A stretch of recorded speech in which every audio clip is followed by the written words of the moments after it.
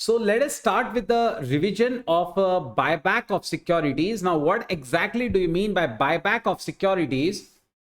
C buyback of securities का मतलब होता है जब हम हमारे सिक्योरिटीज वापस से खरीदने वाले हैं, हम हमारे सिक्योरिटीज, हमारे शेयर्स वापस ले लेंगे, कैंसिल कर देंगे। हम जब यहाँ पे बायबैक की बात कर रहे हैं, इसका मतलब हम हमारे शेयर्स को कैंसिल करने जा रहे हैं, हम हमारे शेयर्स वापस ले लेंगे। बेटा यहाँ पे टॉपिक का नाम तो बायबैक ऑफ सिक्योरिटीज है, लेकिन हम लोग यहाँ पर ज्यादातर बायबैक ऑफ शेयर्स ही कर रहे होंगे। या तो शेयर्स होंगे या फिर मतलब इक्विटी शेयर्स होंगे या प्रेफरेंस शेयर्स होंगे। वैसे मैक्सिमम केस में इक्विटी का ही होगा, प्रेफरेंस के भी कुछ क्वेश्चंस में दिए हुए हैं ऐसी एडजस्टमेंट्स। ओके, सो ये बायबैक ऑफ सिक्योरिटीज, जिसमें होता क्या है कि कंपनी अपने शेयर वापस ले लेती है। जैसे कंपनी ने अपने सारे शेयर्स दिए हुए अपने शेयर होल्डर्स को, ठीक है, तो कंपनी कुछ शेयर होल्डर से शेयर्स वापस ले लेती है, या तो सिलेक्टेड शेयर होल्डर्स से या प्रोपोर्शनेटली सभी शेयर होल्डर्स से, ठीक है, शेयर्स वापस ले लेती है और उन्हें बदले में कैश दे देती है। तो इन्वेस्टर क्या करता है, इन्वेस्टर रोकड़ा ले लेता है और कंपनी क्या करता है, वो शेयर सर्टिफिकेट को फाड़ के फेंक देता है। बराबर है। इसके फायदे क्या हैं? तो इसके फायदे ये है कि भाई बायबैक से क्या होगा, तो हमारा ईपीएस बढ़ने लगता है, हमारा अर्निंग्स पर शेयर बढ़ने लगता है। अब अर्निंग्स पर शेयर कैसे बढ़ेगा? सीधा हिसाब है, आपका इनकम चेंज नहीं हो रहा है, लेकिन नंबर ऑफ शेयर्स कम होते जा रहे हैं। नंबर ऑफ शेयर्स अगर कम होंगे और अर्निंग्स उतनी रहेंगी, तो आपकी ईपीएस तो जो है वो बढ़ने ही वाली है। ठीक है, सो that is the thing. Next, इसके कुछ रेलिवेंट प्रोविजंस की हम बात कर लेते हैं। इसके रेलिवेंट प्रोविजंस जो हमें अकाउंट्स के नजर से याद रखने हैं। बेटा मैं अब आपको पूरा सब नहीं बताने वाला हूं, जो अकाउंट्स के नजर से रेलिवेंट है, हमारे एग्जाम पॉइंट ऑफ व्यू से रेलिवेंट है, हम सिर्फ उसकी बात करने वाले हैं। बराबर है। हमारे लिए रेलिवेंट क्या है? जब भी बायबैक होता है, एक तो वो आर्टिकल्स द्वारा अथराइज्ड होगा, स्पेशल रेजोल्यूशन द्वारा अथराइज्ड होगा। बराबर है। बोर्ड ऑफ डायरेक्टर्स चाहे तो 10% बगैर शेयर होल्डर के अप्रूवल के बायबैक कर सकते हैं। याद रखिएगा, बोर्ड ऑफ डायरेक्टर्स बायबैक कर सकते हैं जब तक वो 10% से ज्यादा एक्सीड नहीं करता। 10% of the total paid up capital plus the free reserves. Free reserves और पेड अप कैपिटल का अगर 10% तक है तो बोर्ड ऑफ डायरेक्टर्स बगैर शेयर होल्डर के अप्रूवल के कर सकते हैं। लेकिन अगर वो उससे ज्यादा चाहते हैं, ज्यादा बायबैक करना चाहते हैं, तो उन्हें शेयर होल्डर्स का अप्रूवल लगता है। शेयर्स तब तक बायबैक नहीं हो सकते जब तक वो शेयर्स फुल्ली पेड अप ना हो। क्या ना हो? फुल्ली पेड अप ना हो। इसके अलावा टाइम लिमिट फॉर बायबैक 12 महीने में खत्म हो जाएगा। बायबैक सभी शेयर होल्डर से प्रोपोर्शनेटली किया जा सकता है, ओपन मार्केट से किया जा सकता है, या सिक्योरिटीज हम हमारे एम्प्लॉयज को दे के भी बायबैक कर सकते हैं। सिक्योरिटीज हम हमारे एम्प्लॉयज को दे के भी क्या कर सकते हैं बेटा? बायबैक कर सकते हैं। मतलब हम हमारे एम्प्लॉयज को जो सिक्योरिटीज दिए थे ना ईसोप वगैरह में, उसको ही वापस ले लिया, उससे भी बायबैक ये हो जाता है। यहां तक तो सब ठीक है, ये सब तो इजी है। जो इंपॉर्टेंट चीजें हैं वो अब आपको आने वाली हैं कि बायबैक हम टोटल कितना कर सकते हैं। बायबैक की कुछ कंडीशंस है, वो 3 कंडीशंस ये हैं। अब आपको अपने नोटबुक में कुछ लिख कर रखना होगा बायबैक के लिए। सबसे पहले लिखेंगे, बायबैक हेडिंग डाल दो, उसमें लिखेंगे 3 test. 3 test.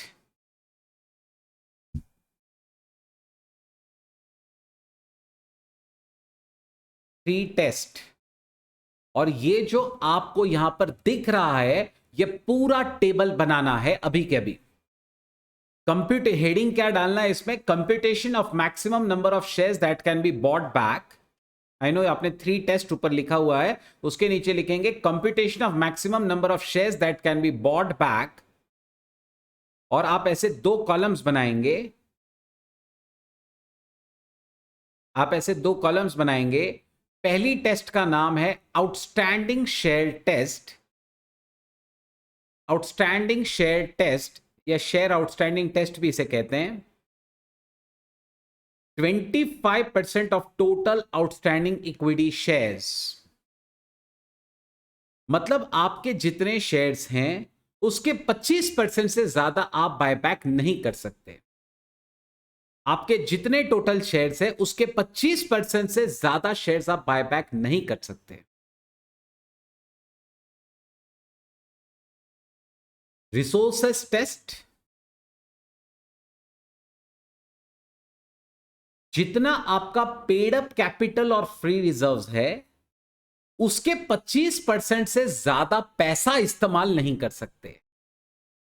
25% of paid up capital plus free reserves upon buyback price per share. Formula क्या है? न्यूमरेटर में है 25% of paid up capital plus free reserves, denominator में है बायबैक प्राइस पर शेयर. That's the formula. पहले वाले में था नंबर ऑफ शेयर्स का 25%, ये क्वांटिटी में ही आता था. दूसरा वाला जो है 25% of paid up capital plus free reserve, ये रुपीस में होगा, उसका 25% करिए यानी 1/4 करिए और उसे बायबैक प्राइस पर शेयर से डिवाइड करा दीजिए. फ्री रिजर्व का मतलब होता है एक ऐसा रिजर्व जिससे डिविडेंड बांटा जा सकता है. एक ऐसा रिजर्व जिससे डिविडेंड बांटा जा सकता है. तो क्या profit and loss account free reserve है? यस, उससे डिविडेंड बांट सकते हो. क्या जनरल रिजर्व फ्री रिजर्व है? यस, उससे भी डिविडेंड बांट सकते हो. क्या सिक्योरिटीज प्रीमियम फ्री रिजर्व है? क्या सिक्योरिटीज प्रीमियम फ्री रिजर्व है? क्या हम उससे डिविडेंड बांट सकते हैं? बिल्कुल सही बेटा, उससे डिविडेंड नहीं बांट सकते. लेकिन इस चैप्टर की सबसे बड़ी खासियत यह है, for the purpose of this section, buyback के सेक्शन के लिए, सिर्फ और सिर्फ बायबैक के सेक्शन के लिए सिक्योरिटी प्रीमियम को भी फ्री कंसीडर करना है. आपको समझ में आ रहा है? मतलब अब आप जब फ्री रिजर्व यहां पर कैलकुलेट करोगे इस चैप्टर में, बायबैक के चैप्टर में जब आप फ्री रिजर्व गिन रहे होंगे, तो आपको जनरल रिजर्व लेना है, P&L लेना है, सिक्योरिटी प्रीमियम भी लेना है. वो फ्री नहीं है, हम जानते हैं, उसे डिविडेंड नहीं बांट सकते. लेकिन इस चैप्टर के लिए कहा गया है कि बायबैक से, मतलब सिक्योरिटी प्रीमियम से बायबैक किया जा सकता है, तो इसीलिए सिक्योरिटी प्रीमियम को आपको यहां पे कंसीडर करना है. तीसरी टेस्ट, जो सबसे इंपॉर्टेंट टेस्ट है, डेट इक्विटी रेशियो टेस्ट. कई बार एग्जाम में क्वेश्चन सिर्फ इस टेस्ट के लिए भी आ जाते हैं, सिर्फ इस टेस्ट के लिए, और उसमें ये 6 स्टेप्स होती हैं जो आपको करनी होंगी. Debt equity ratio test. पहली स्टेप, क्वेश्चन में जितना डेट दिया गया है वो लिख लीजिए. क्वेश्चन में जितना डेट दिया होगा उतना लिख लीजिए. डेट में ज्यादातर तो हम लोग लॉन्ग टर्म लोन्स भी लेते हैं, लेकिन कुछ ऑथर्स कभी कभी बेटा आपको है ना करंट लायबिलिटीज को भी लेने को कहते हैं, क्योंकि थोड़ा सा जो डेफिनेशन एक्ट में दिया हुआ है, वो एक्ट का डेफिनेशन उतना क्लियर नहीं है. तो इसीलिए कुछ कहते हैं कि सिर्फ लॉन्ग टर्म लेके सॉल्व करो, कुछ कहते हैं लॉन्ग टर्म प्लस करंट दोनों लेके सॉल्व करो. आपके दिमाग में आ सकता है कि सर एग्जाम में क्या करें? बेटा एग्जाम में भी आप कुछ भी करो, दोनों से आंसर मिलता है, दोनों से आंसर राइट आता है. आंसर दोनों अलग अलग होंगे, लेकिन दोनों भी आंसर को राइट दिया जाता है. मैं आपको इसका एक एग्जांपल बताऊंगा. जब आईसीआई ने सजेस्टेड में दोनों भी तरीके से सॉल्व करके बताया हुआ है, मतलब उन्होंने क्लियरली लिख दिया है कि अगर आपने करंट लायबिलिटी को भी लिया तो आपका आंसर क्या आएगा. ठीक है, मतलब वो दोनों अप्रोच से सॉल्व करके बता देते हैं. तो आपको जो पसंद है आप करो. मैं ज्यादातर सजेस्ट करता हूं कि सिर्फ लॉन्ग टर्म लेके करना चाहिए, वो ज्यादा लॉजिकल है. Equity to be maintained after buyback, ये सेकंड स्टेप है. फर्स्ट स्टेप का आधा कर देने का, फर्स्ट स्टेप का आधा कर देने का, सीधा आधा. Equity to be maintained after buyback. तीसरा, एग्जिस्टिंग इक्विटी. अभी अपने पास कितना इक्विटी है? Share capital plus all free reserves इसमें आ जाएंगे. Free reserves obviously including security premium will have over here. Next, permissible dilution in equity. Permissible dilution in equity. C step minus B step. क्या करोगे आप? C step minus B step. कितना dilution हम कर सकते हैं, और फिर एक आपको यहां पे कैलकुलेशन करना है. E step, buyback price plus face value per equity share. Buyback price plus face value per equity share. And F step is basically D step upon E step, maximum permissible buyback. Maximum permissible buyback. मैं पूरा chart फिर से explain करूंगा, हर condition कैसे आई है, ये test कैसे बनी है, मैं आपको सब समझाऊंगा. इन 3 टेस्ट से आपको 3 अलग अलग आंसर्स मिलेंगे।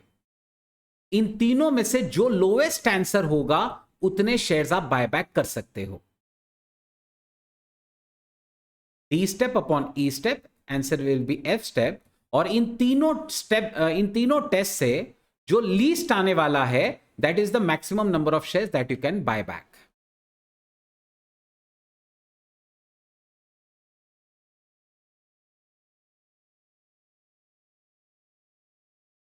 हो जाए तो मुझे बता दीजिएगा कि आपका हो गया है।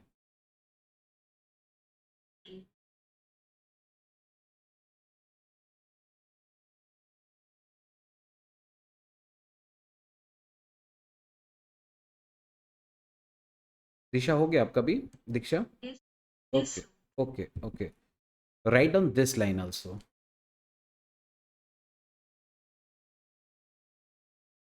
मैं इंपॉर्टेंट चीज ही आपको लिखाऊंगा। मैंने आपसे कहा ये एक फास्ट ट्रैक चीज है, फास्ट ट्रैक सेशन है, तो हमारे सिर्फ जो रेलिवेंट है ना एग्जाम पर्सपेक्टिव से, हम वही कर रहे हैं।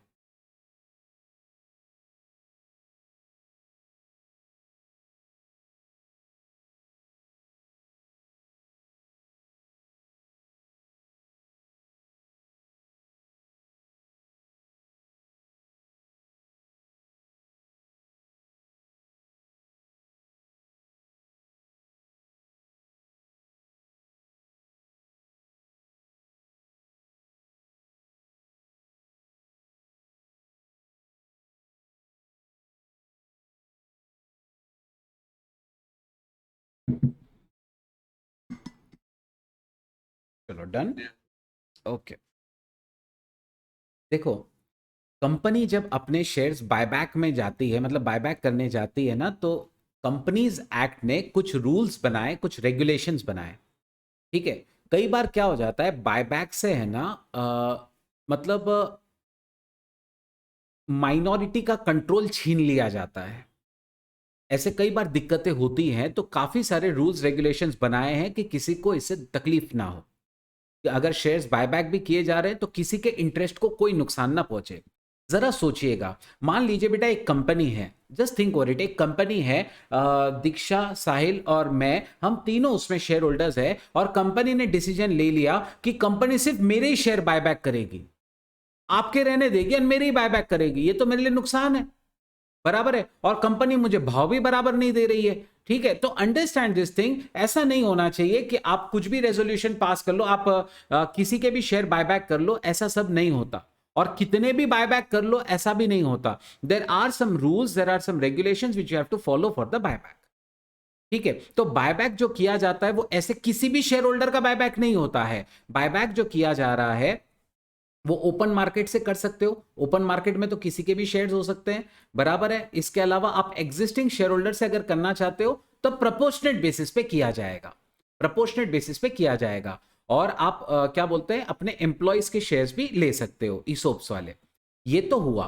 फिर अब क्वांटिटी कितनी, कितने शेयर्स हम बायबैक कर सकते हैं, वो 3 टेस्ट जो हमने देखी ना, उसके एक्चुअली प्रोविजंस क्या बनाए गए एक्ट में, ये देखिए। पहली टेस्ट जो थी, जिसमें आपने लिखा कि हम टोटल शेयर्स के 25% से ज्यादा बायबैक नहीं कर सकते, उसकी कंडीशन ये है, the buyback of equity shares in any financial year must not exceed 25% of the paid up equity capital. मतलब कैपिटल का 25% से ज्यादा बायबैक नहीं कर सकते। अगर आपके 10 लाख शेयर है, चलो जल्दी से बताना, आपके 10 लाख शेयर है, तो इस कंडीशन के हिसाब से आप ज्यादा से ज्यादा कितना बायबैक कर सकते हो? अगर आपके 10 लाख शेयर हैं तो ज्यादा से ज्यादा आप इस कंडीशन के हिसाब से कितने शेयर बायबैक कर सकते हो? 2,50,000, 25%, राइट। 25%, यानी 10 लाख का 25%, 2,50,000 शेयर से ज्यादा तुम बायबैक नहीं कर सकते। दूसरी कंडीशन उन्होंने बताई, चलो ठीक है, हम इक्विटी कैपिटल का 25, नंबर ऑफ शेयर्स का 25% ज्यादा नहीं करेंगे, लेकिन पैसा कितना यूज करना। ऐसा नहीं हो सकता कि कंपनी बायबैक में जानबूझ के किसी को फेवर करने के लिए अननेसेसरी कुछ भी भाव पे खरीद ले और कंपनी के पूरे रिजर्व्स बांट दे। ठीक है, अननेसेसरी पैसा लुटा दे। तकलीफ क्या होगी? तकलीफ उन लोगों को होगी जो क्रेडिटर्स है। अगर कंपनी अपना पूरा पैसा शेयर होल्डर में बांट देगी तो क्रेडिटर को क्या मिलेगा? तो अंडरस्टैंड दिस। इसलिए रूल बनाया गया कि आप कितना पैसा यूज कर सकते हो। The buyback of shares must not exceed 25% of the total paid up capital and free reserves. मतलब बायबैक के लिए तुम जितना पैसा इस्तेमाल करोगे वो आपके कैपिटल और फ्री रिजर्व के 25% से ज्यादा नहीं हो सकता। समझ रहे हो? बायबैक के लिए जितना पैसा इस्तेमाल होगा, मैंने आपसे पहले भी कहा कि पहली कंडीशन क्वांटिटी के लिए है कि नंबर ऑफ शेयर्स का 25% ज्यादा नहीं कर सकते। दूसरा कंडीशन रुपीस के लिए है कि आप पेड अप कैपिटल और फ्री रिजर्व्स का 25% से ज्यादा पैसा इस्तेमाल नहीं कर सकते। और तीसरी कंडीशन क्या है? तीसरी कंडीशन, बेटा कंपनी बहुत ज्यादा अगर पैसा यूज कर लेगी तो फिर इन दैट केस डेट वगैरह को, मतलब जो लोग लोन देते हैं वो बोलेंगे यार कंपनी अपना सब पैसा शेयर होल्डर को बांट रही है तो हम तो बहुत रिस्क में आ जाएंगे, सारा पैसा हमारा फंस जाएगा कंपनी में। तो इसीलिए कंडीशन रखी गई है, date equity ratio must not be more than 2:1 after the buyback. मतलब बायबैक खत्म हो जाने के बाद डेट इक्विटी रेशियो जो होगा वो 2:1 से ज्यादा नहीं होना चाहिए। खत्म होने के बाद, बायबैक कंप्लीट होने के बाद जो डेट इक्विटी रेशियो होगा वो 2:1 से ज्यादा नहीं होना चाहिए। समझ रहे हो? डेट मतलब क्या होगा? ऑब्वियस सी बात है, हमारा पूरा लोन, चाहे वो सिक्योर्ड हो चाहे वो अनसिक्योर्ड हो। इक्विटी यानी ऑब्वियस बात है कैपिटल प्लस फ्री रिजर्व्स। सो ये जो डेट इक्विटी रेशियो ये 2:1 के बियॉन्ड नहीं जाना चाहिए। जरा सोचिएगा, अगर आपका डेट 100 करोड़ का है, ठीक है, और आपकी इक्विटी अभी के टाइम पर आपकी इक्विटी है मान लीजिए 80 करोड़ की, मुझे बताओ आप कितना पैसा इस्तेमाल कर सकते हो बायबैक करने के लिए? आपको बोला गया है कि डेट इक्विटी रेशियो 2:1 के ऊपर नहीं जाना चाहिए।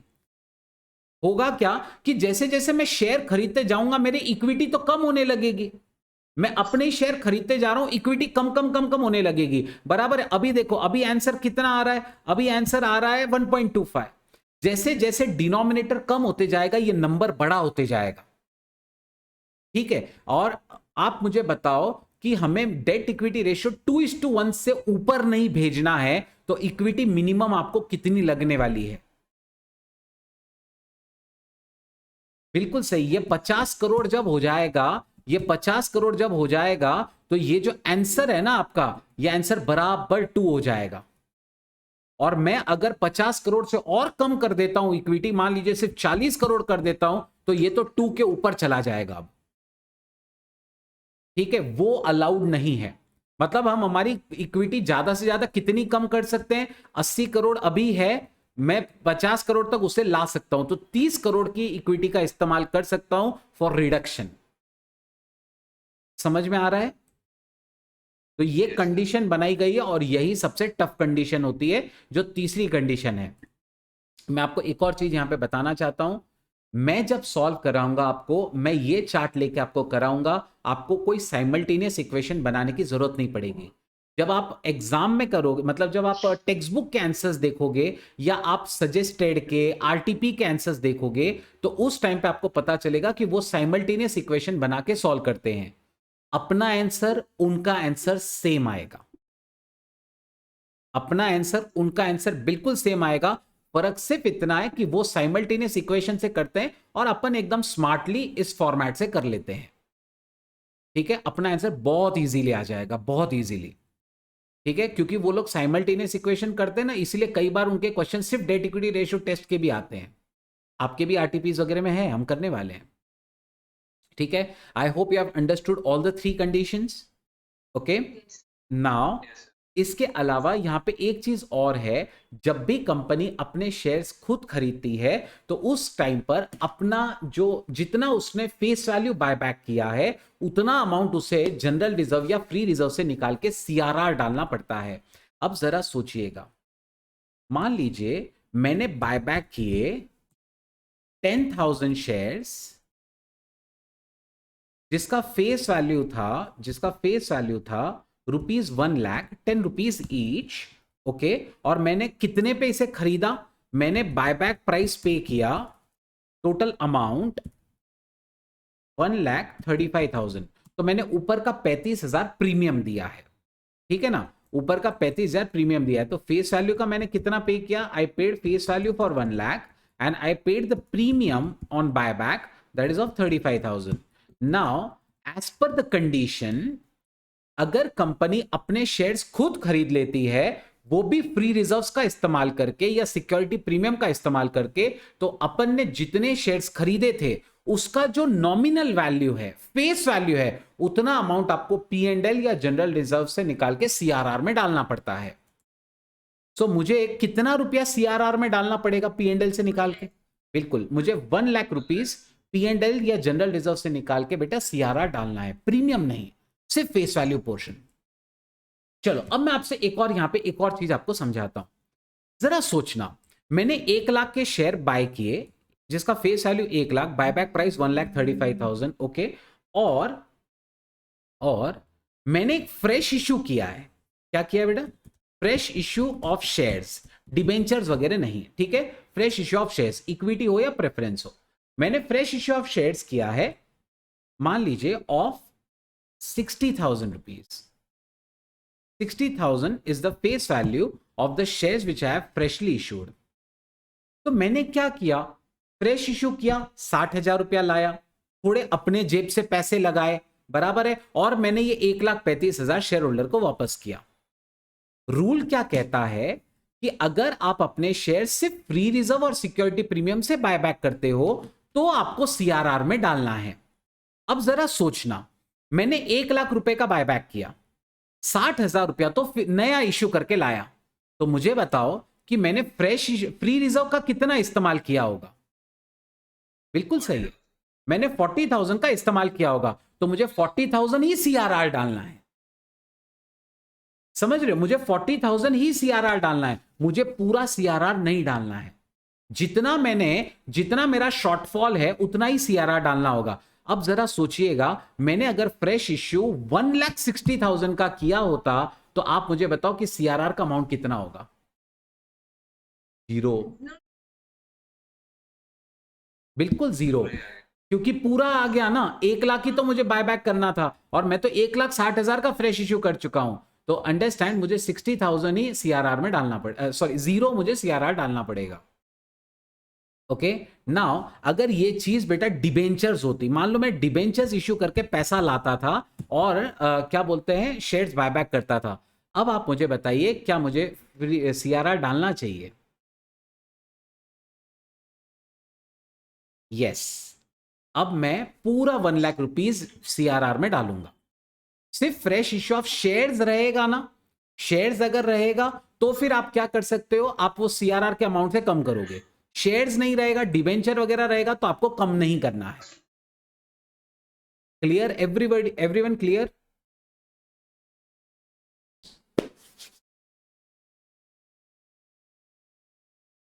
चलो एक बार थोड़ा सा एंट्रीज का हम लोग ये देख लेते हैं। देखिए, कई बार आप बायबैक करने के लिए फ्रेश इश्यूज करते हैं, बराबर है, और शेयर्स को फुल्ली पेड अप करते हैं। समझने की कोशिश करिए, अगर शेयर्स पार्टली पेड अप है तो वो तब तक ये नहीं हो सकते बायबैक जब तक वो फुल्ली पेड अप ना हो जाए, क्योंकि ये कंडीशन थी कि शेयर्स तब तक बायबैक नहीं होते जब तक वो फुल्ली पेड अप नहीं हो जाते। तो आपको शेयर का फाइनल कॉल करना पड़ेगा, share final call account debit to share capital, bank account debit to share final call. This is the rule, you must remember. Shares कभी भी अनपेड रहे या पार्टली पेड रहे तो उसका बायबैक नहीं होता। फिर आपको कई बार बोला जाता है कि आप इन्वेस्टमेंट्स को बेच के पैसा ला रहे हो, बहुत सारे क्वेश्चंस में अपन भी करने वाले हैं। तो आपको उस टाइम पे जब आप इन्वेस्टमेंट्स बेचते हैं तो पैसा आता है बैंक अकाउंट डेबिट, इन्वेस्टमेंट जा रहा है इन्वेस्टमेंट क्रेडिट, और कुछ ना कुछ डिफरेंस आएगा, या तो प्रॉफिट होगा या लॉस होगा, तो वो P&L में चला जाएगा। न जनरल रिजर्व न सिक्योरिटी प्रीमियम, कहां जाएगा? P&L में जाएगा। It's a profit on sale of investment. फिर आप क्या करोगे, हो सकता है आपको बोलेगा वो कि आप फ्रेश इश्यू ऑफ शेयर्स कर रहे हैं, बायबैक करने के लिए, पैसा मालिकों को देने के लिए आप नया इश्यू कर रहे हैं, तो आप ऑब्वियस बात है एंट्री करोगे बैंक टू एप्लीकेशन और एप्लीकेशन टू कैपिटल। डिबेंचर्स का कर सकते हो, शेयर्स का कर सकते हो। और अब ये एंट्रीज काफी काम आने वाली है आपको। जब आप शेयर्स बायबैक करते हैं तो सबसे पहले शेयर का कैंसिलेशन होता है। एंट्री क्या बनेगी? Equity capital account debit, security premium account debit, कई बार अपन इसका एक और नाम इस्तेमाल करते हैं, premium payable on buyback, to equity share buyback account, to equity share buyback account. और उसके बाद में हम इन्हें पे कर देते हैं, equity share buyback to bank. मतलब शेयर कैंसिल किया, प्रीमियम दिखाया पेएबल और उसे बायबैक में दिखा डाल दिया, फिर बायबैक टू बैंक अपन उन्हें पे कर देते हैं। और फिर हम जानते हैं कि जितना अपन ने फ्री रिजर्व से किया है उतना सीआरआर भी डालना पड़ता है। उसकी एंट्री होती है revenue reserves debit, PNL debit to CRR. ये जो सीआरआर होता है इसका एक ही यूज होता है और वो है fully paid up bonus shares देने के लिए। ये सीआरआर क्यों यूज होता है? सिर्फ और सिर्फ fully paid up bonus shares देने के लिए, इसके अलावा इसका और कोई यूज नहीं है। इसके अलावा बेटा इसका और कोई यूज नहीं है। क्या आप सभी को क्लियर हो गया पूरा? ओके अब ऑब्वियस बात है जब अपन क्वेश्चंस करेंगे ना बेटा और क्लैरिटी आ जाएगी, ठीक है, बिल्कुल चिंता मत करिएगा। मैं इसका भी क्वेश्चन कराऊंगा। और एक और यहां पे टॉपिक है डीवीआर का, equity shares with differential rights. ये थोड़ा थ्योरी थोड़ा प्रैक्टिकल है, ठीक है। तो मैंने क्या किया है बेटा, ये पूरा चैप्टर एक ही है, इसके चैप्टर के दो पार्ट्स है एक्चुअली। पहला है बायबैक और दूसरा ये डिफरेंशियल राइट्स, दूसरा ये डिफरेंशियल राइट्स। तो अब क्वेश्चंस हमारे कभी कभी ना दोनों आ जाते हैं, बायबैक का अलग आता है, डिफरेंशियल राइट्स पे अलग आता है। कई बार सिर्फ बायबैक पे आएगा, कई बार सिर्फ डिफरेंशियल पे आएगा, ऐसा हो सकता है। तो हम लोग दोनों एक साथ में सीखेंगे और मैंने सभी के दोनों के एक एक साथ में ही क्वेश्चंस रखे हुए हैं। डिफरेंशियल राइट्स वाला क्या होता है मैं आपको समझाता हूं, जरा सोचना। दीक्षा और साहिल आप दोनों शेयर होल्डर्स हो बेटा एक कंपनी में, कंपनी के मालिक आप ही हो 50%, 50%। अब साहिल इंटरेस्टेड है कि साहिल मुझे लेना चाहता है as a share holder. Diksha think you are not interested in taking me as a share holder. आप ये सोच रहे हो कि यार अगर कोई तीसरा शेयर होल्डर आ जाएगा तो अपना 50-50% नहीं रहेगा, अपना कंट्रोल काफी हद तक कम हो जाएगा, 33% ही बचेगा। तो फिर आप लोग एक दिमाग लगाते हो और आप क्या करते हो, आप बोलते हो एक काम करो, इनको शेयर होल्डर तो लेने का है, पैसे की अपने को जरूरत है, तो अपन इनको शेयर दे देते हैं लेकिन वोटिंग राइट नहीं देते हैं, या वोटिंग राइट एकदम कम दे देते हैं। तो आप मुझे ऐसा शेयर इशू करते हो, आप मुझे ऐसा शेयर इशू करते हो जिसमें मुझे 100 शेयर के लिए एक वोट मिलेगा। नॉर्मली रूल पता है ना आपको, 1 share is equal to 1 vote. Law में सीखा होगा आपने, 1 share is equal to 1 vote. लेकिन आप मुझे ऐसे शेयर्स इशू कर रहे हो जिसमें 100 shares is equal to 1 vote. ये होता है बेटा शेयर्स विद डिफरेंशियल राइट्स। समझ रहे हो, शेयर्स विद डिफरेंशियल राइट। अब आपके दिमाग में आने लगेगा, या चलो आपने मेरे सामने स्कीम रखी, आप बोल रहे हो कि सर आपको शेयर मिलेगा लेकिन आपको 100 शेयर पे एक ही शेयर का वोट मिलेगा। मैं बोल रहा हूं यार ऐसे थोड़ी रहता है, तुम मस्त एक शेयर का एक वोट करते हो और मुझे 100 शेयर का एक वोट, ठीक है, मैं मानने को तैयार नहीं। तो आपने मेरे पास एक और ऑफर रखा, चलो हम आपको 100 शेयर के लिए एक वोट देते हैं लेकिन आपको हमसे 50% ज्यादा डिविडेंड मिलेगा। मतलब अगर आपको 1 रुपए का, मतलब आपको एक शेयर के पीछे 5 रुपए डिविडेंड मिलता है तो मुझे एक शेयर के लिए 7.5 रुपया डिविडेंड मिलेगा। समझ रहे हो ये क्या हो रहा है, आप मुझे अलग राइट्स दे रहे हो। मेरे पास भी इक्विटी शेयर होगा, आपके पास भी इक्विटी शेयर होगा, लेकिन मेरे इक्विटी शेयर्स का राइट्स आपके राइट से अलग है। इसे कहते हैं डिफरेंशियल राइट्स। और आपको अगर ये लगता है कि क्या ये प्रैक्टिकली होता होगा, there are lot of companies who have actually done that. The best example what you can have is of Tata Motors. Tata Motors की कंपनी के शेयर्स आप देख लेना बेटा, बाजार में लिस्टेड है, उसके नॉर्मल शेयर्स भी लिस्टेड है, उसके डीवीआर भी लिस्टेड है। वो जो टाटा मोटर के शेयर्स है ना डीवीआर वाले, उनको वोटिंग का राइट नहीं है, लेकिन डिविडेंड उनको ना नॉर्मल शेयर से 5% ज्यादा है। समझ रहे हो बात को, मतलब ऐसे राइट्स, ऐसे शेयर्स इश्यू कर सकते हैं जिसके राइट्स थोड़े से अलग होंगे। और ऐसा सिर्फ इक्विटी में हो सकता है, सिर्फ इक्विटी शेयर्स वाले ऐसे हो सकते हैं जिसको डिविडेंड या वोटिंग के अलग राइट्स दिए जाए। प्रेफरेंस शेयर्स डिफरेंशियल राइट्स के साथ इश्यू नहीं होते। ये क्वेश्चन आज तक कम से कम 10 बार पूछा जा चुका है, क्या प्रेफरेंस शेयर्स डिफरेंशियल राइट्स के हो सकते हैं? Answer is a big big no. Preference shares are not issued with differential rights. ऐसे सिर्फ और सिर्फ इक्विटी शेयर्स हो सकते हैं। क्या आप लोगों को पूरा क्लियर हो गया बेटा ये कंसेप्ट क्या है डिफरेंशियल राइट्स का? Simple, that's not allowed. That's not allowed. Okay, if it would have been allowed, we would have definitely issued that like that. Okay, हमने अलाउ नहीं किया है. हमारे सेक्शन 43 ने अलाउ किया है companies to issue equity shares with differential. They have not allowed companies to issue preference shares with differential rights like that. So that's the difference. आपको इसके ऊपर बहुत सारे क्वेश्चंस है. इनफैक्ट ऑलमोस्ट हर एक पेपर में बायबैक का भी आया है और डिफरेंशियल का भी आया है, ऑलमोस्ट हर पेपर में. तो you can understand the importance of the topic. Okay, now इसमें है ना काफी सारे रूल्स और रेगुलेशंस है. अब इतना सारा मैं अगर आपको थ्योरी पढ़ाऊंगा, आप बोलोगे सर क्या पढ़ा रहे हो आप, तो इसीलिए मैं इतना थ्योरी सब आपको नहीं पढ़ाने वाला. मैं सिर्फ वो थ्योरी पढ़ाऊंगा जो एग्जाम्स में आई थी, या पास्ट एग्जाम्स में, या हमारे आरटीपी या एमटीपी में. क्योंकि उतना थ्योरी भी अगर तुमने कर लिया ना डीवीआर का, that is more than enough. उसमें सब कुछ आ गया, उसमें सब कुछ आ गया. क्या आप सबको क्लियर हो गया बेटा पूरा कंसेप्ट अभी? Okay, sure. अच्छा, मैं एक आपसे एक चीज और पूछना चाहता हूं. कंपनी में वोटिंग राइट किसको किसको होता है? सिर्फ इक्विटी वालों को होता है कि इक्विटी प्रेफरेंस दोनों को होता है? बहुत बढ़िया.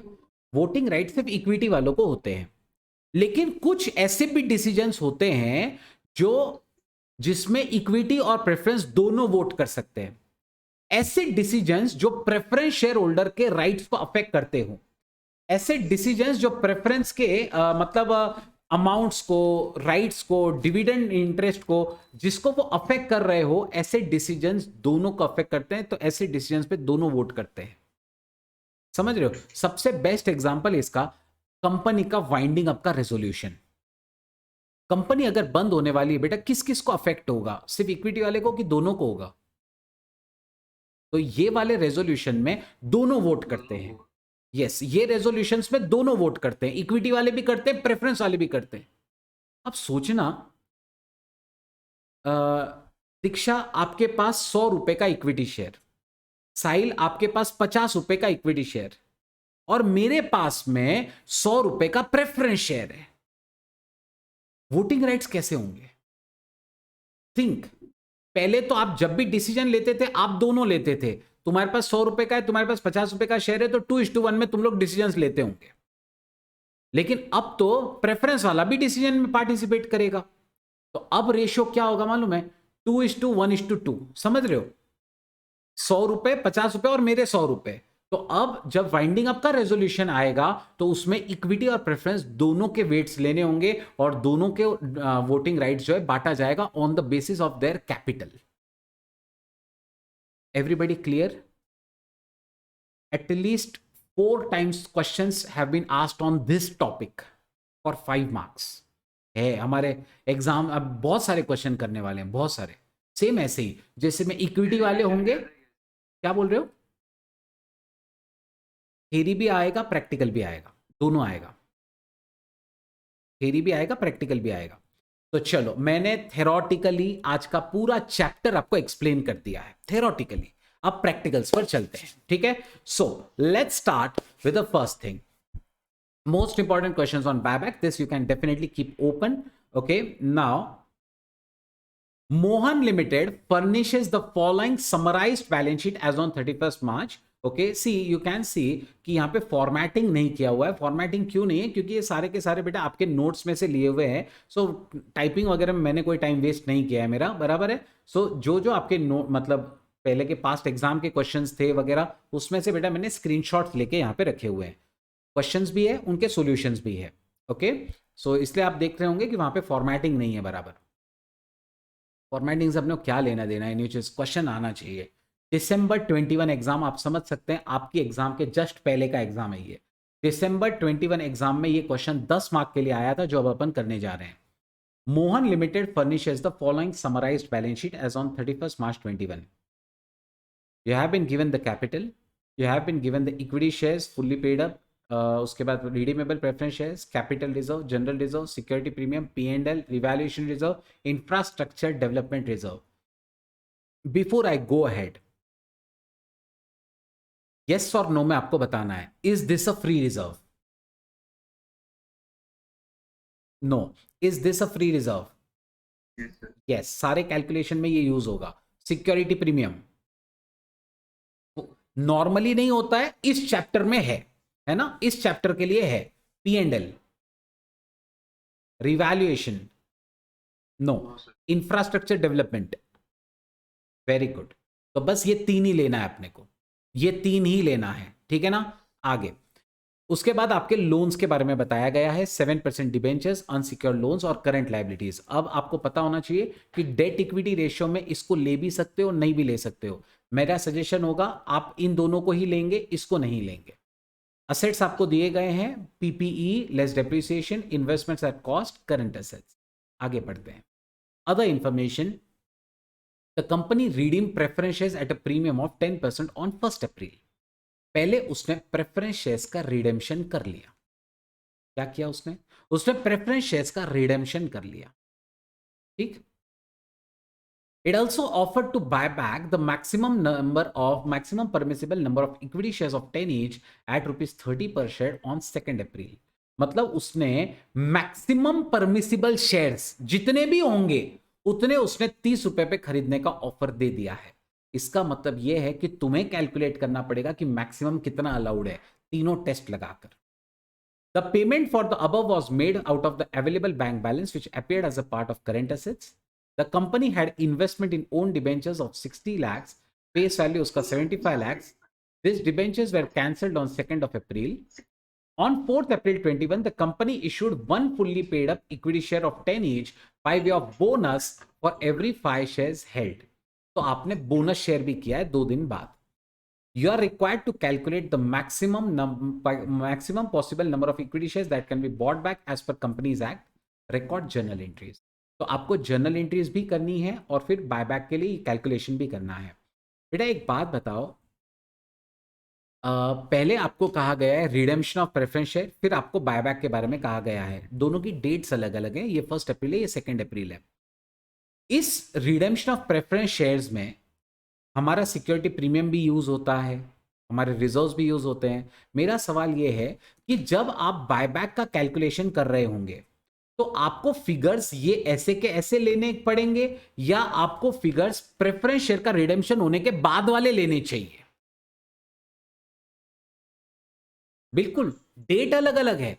पहले प्रेफरेंस का रिडेम्पशन हो रहा है, फिर इक्विटी का बायबैक होना है। तो आपको ऑब्वियस सी बात है, पहले प्रेफरेंस हटाने के बाद जो इक्विटी बचेगा आपका, उसके हिसाब से कैलकुलेशंस करने होंगे। क्या ये चीज पूरी क्लियर हो गई आपको? राइट डाउन, रेफरेंस दे दीजिए, मे December 21 exam, question number 1। Okay, will start solving this journal entries. मैं यहां पे 2 कैलकुलेशंस करने वाला हूं। एक होगा बेटा जर्नल एंट्रीज का, एक जर्नल एंट्रीज, और दूसरा हम लोग एक टेबल बनाएंगे वो 3 टेस्ट वाला, ठीक है। So I will have the date column, particulars column,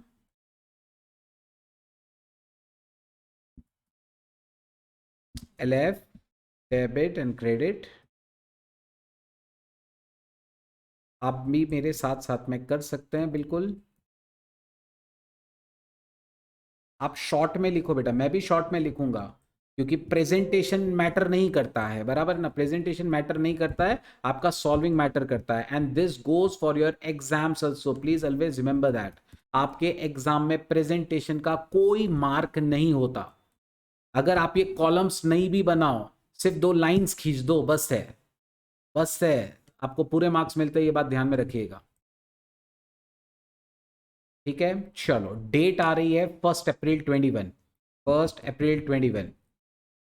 company ने अपने प्रेफरेंस शेयर्स का रिडेम्पशन किया, अपने शेयर कंपनी खुद खरीद रही है, ठीक है। प्रेफरेंस शेयर्स कितने हैं बेटा? प्रेफरेंस शेयर्स है 240 और अपन 10% प्रीमियम पे खरीद रहे हैं, तो अपन शेयर्स कैंसिल करेंगे। एंट्रीज का बहुत ध्यान से आपको करना है। सबसे पहले हम शेयर्स कैंसिल कर रहे हैं बेटा। शेयर्स हमारे कैपिटल होते हैं, क्रेडिट बैलेंस दिखाते हैं, उसे कैंसिल करना है। एंट्री बनेगा 6% redeemable, 6% redeemable preference share capital account debit, 6% redemption redeemable preference share capital account debit, premium payable on redemption of shares account debit,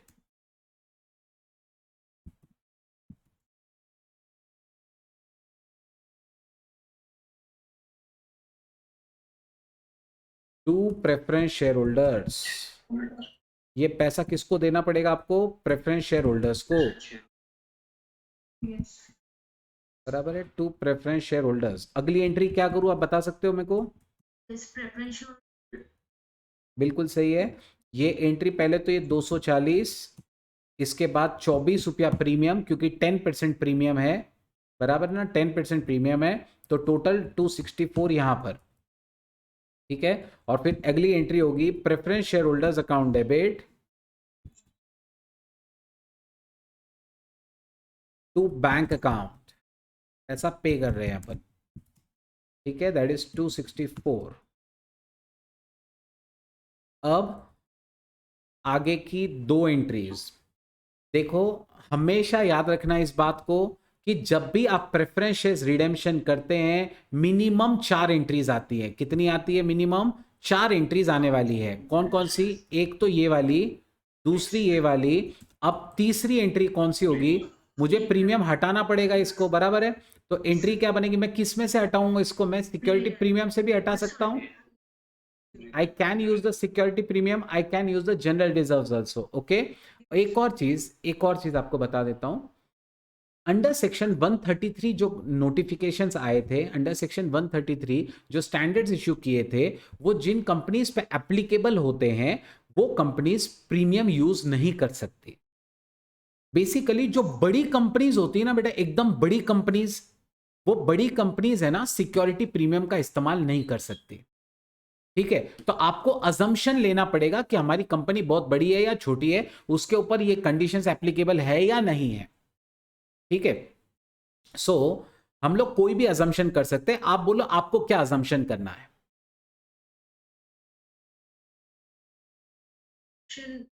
मैं वो भी बता देता हूं आपको। अभी तक के पहले वाले मैक्सिमम क्वेश्चंस में सिक्योरिटी प्रीमियम का इस्तेमाल होता है, ठीक है। और ये वाला जो पर्टिकुलर क्वेश्चन दिसंबर 21 का जो उन्होंने आंसर भेजा था, उसमें उन्होंने इसको इस्तेमाल नहीं किया है। उन्होंने उन्होंने नीचे लिखा है वी हैव अज्यूम्ड कि company is like company is applying section 133 और वो सिक्योरिटी प्रीमियम यूज नहीं कर पाती है, ठीक है। तो आप दोनों कर सकते हो, इसलिए मैं अपने आपसे कहा कि आपको जो करना है आप कर सकते हो। यू टेल मी, हम लोग वैसा चलेंगे। ओके तो आप बोल रहे हैं कि हम नहीं करेंगे, तो चलो ठीक है, नहीं करेंगे, है ना। ना तो फिर अगर आप इसमें से नहीं हटाओगे तो आप जनरल रिजर्व से हटाओगे, फर्क कुछ नहीं पड़ेगा। Sorry, yes, you can use P&L, you can use general reserve, whatever you want.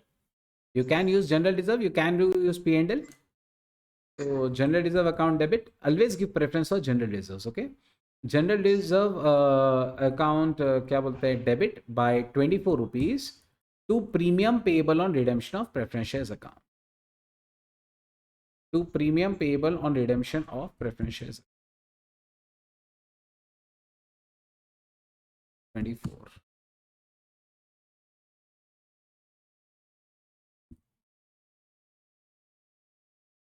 चलो आगे, ये एंट्री हो गई। आपको ये कौन सी एंट्री रह गई अभी? बेटा आपको याद होना चाहिए, यस, बिल्कुल सीआरआर, बिल्कुल। जब अपन अपने शेयर कहां से खरीदे, अपन ने तो कोई फ्रेश इश्यू नहीं किया, लेकिन अपन ने अपने शेयर खरीद लिए हैं, तो अपने को जितना कैपिटल अपन ने खरीदा था उतना रिजर्व से निकाल के सीआरआर डालना है, बराबर है ना।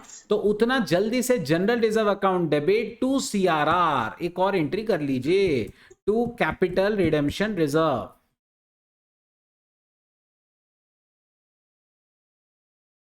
to capital redemption reserve account, okay, the amount will be only the face value portion, 240। now I'll update the figures। बेटा मेरा जनरल रिजर्व 24 से भी कम हो गया और 240 से भी कम हो गया, ठीक है। सो मैं मेरी बैलेंस शीट में इधर ही अपडेट कर देता हूं, -24 -240,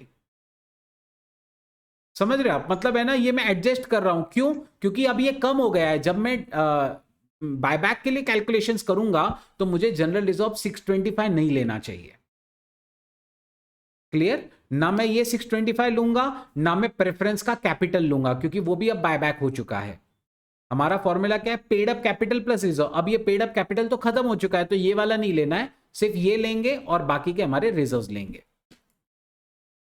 everyone clear?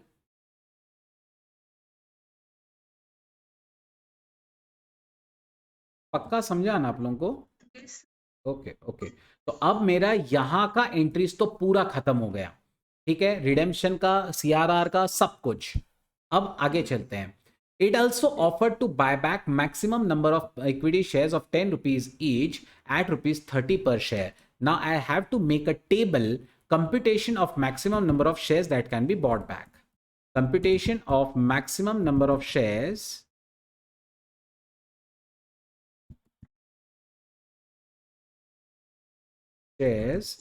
that can be bought back.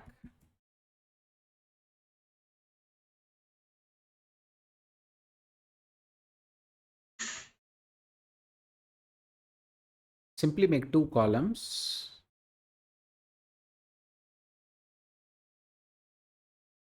Particulars, rupees,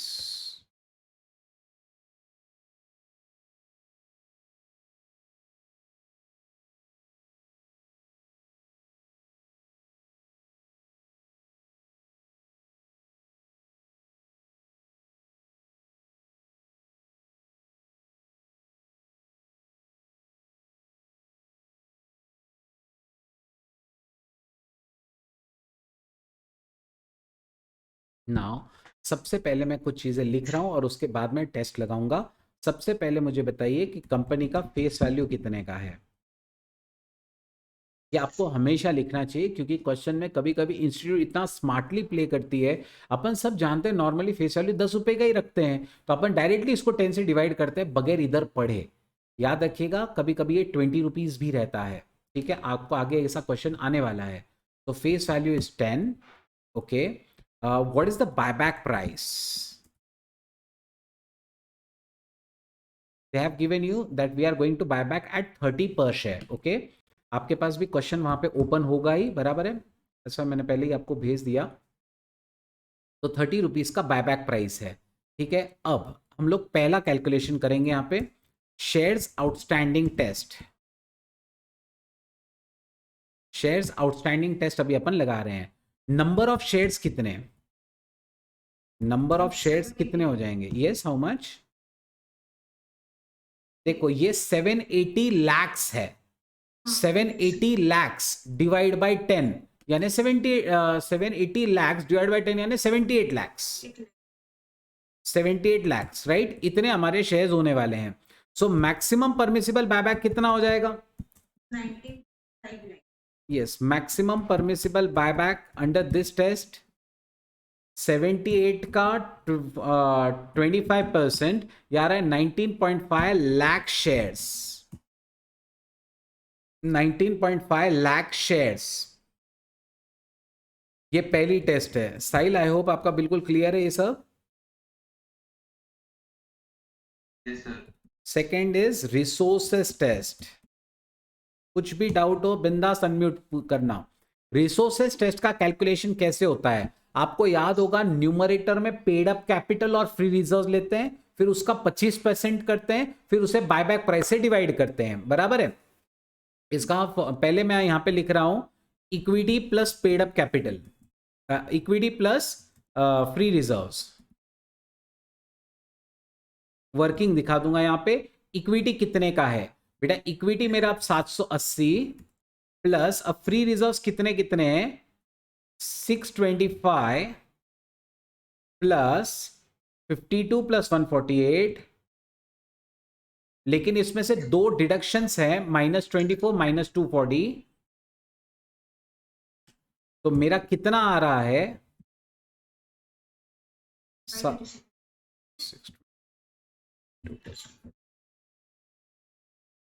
coming 1341।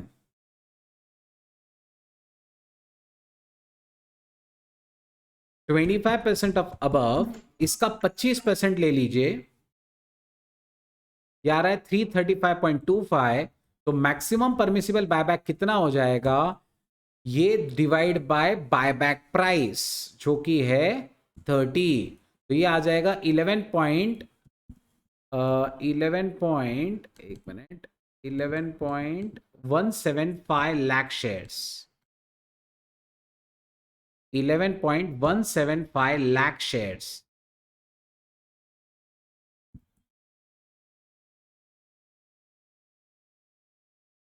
क्या ये वाला एग्जाम, ये वाला क्लियर हो गया आप लोगों को? कैसे किया अपन ने? 25% ऑफ अबव निकाला, इसे बायबैक प्राइस से डिवाइड किया। आपको फॉर्मूला मैंने लिखा के दिया हुआ है ऑलरेडी, इसे बायबैक प्राइस से डिवाइड कर दिया अपन ने सीधा सीधा। चलो थर्ड स्टेप, जिसके अंदर 6 सब स्टेप्स है, ठीक है ना। थर्ड स्टेप, थर्ड टेस्ट जिसके अंदर 6 अलग अलग स्टेप्स हैं। तो चलो, debt equity ratio test.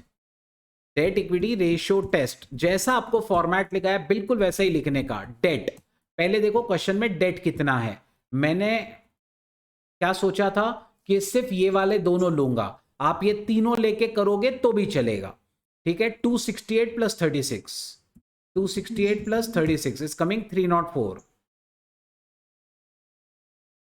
Now minimum equity required,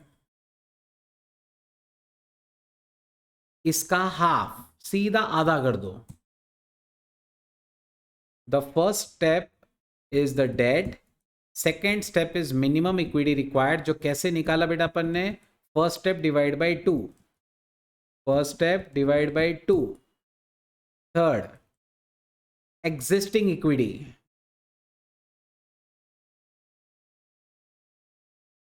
existing equity जो अपन ने ऊपर ऑलरेडी निकाल लिया है। कितना था अपना existing equity? 1341। Equity plus free reserve चाहिए, तो this is the third step. Fourth step, fourth step क्या हो जाएगी यहां पर?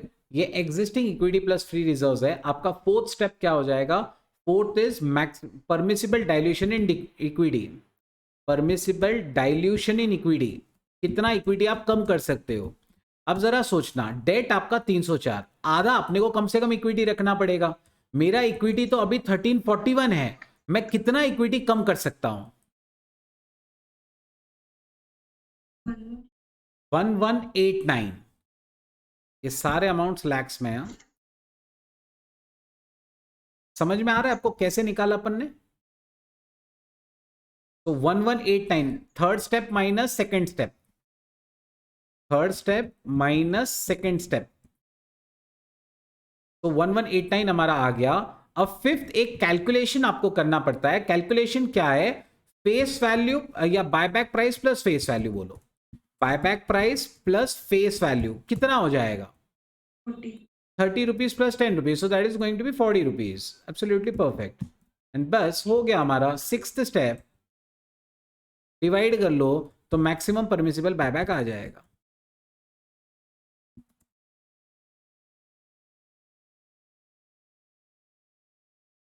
So 1189 divided by 40, it's coming 29 point, go to 3 decimals, 29.725 lakhs, lakh shares। क्या आप लोगों को पूरा क्लियर हो गया ये? अब मुझे बताओ, ये 3 टेस्ट के 3 अलग अलग आंसर अपने आए। पहले 19.5 आया, दूसरे वाले में 11.175 आया, और तीसरे में आया 29.725। आप कितना बायबैक कर सकते हो? यस, जो इन तीनों टेस्ट में सबसे लोएस्ट फिगर आता है वो वाला ही आप मैक्सिमम बायबैक कर सकते हो, ठीक है। तो इसके नीचे आपको लिखना है maximum permissible buyback under all the above test, या maximum permissible buyback, maximum permissible buyback will be equal to least of all above test,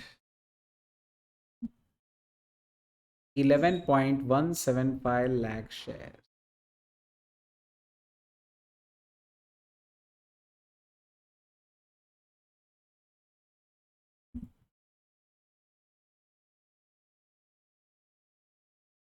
किसी को कोई डाउट्स, कोई क्वेरीज?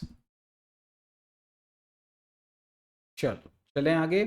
अब इसकी एंट्रीज बनाना स्टार्ट करते हैं एक एक करके।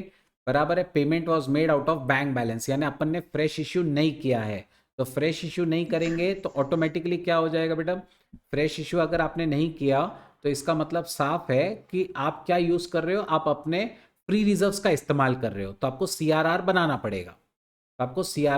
पड़ेगा, तो चलो सबसे पहले 2 अप्रैल को अपन ये बायबैक कर रहे हैं और फिर अपन इन्वेस्टमेंट वो डिबेंचर्स कैंसिलेशन वगैरह करेंगे।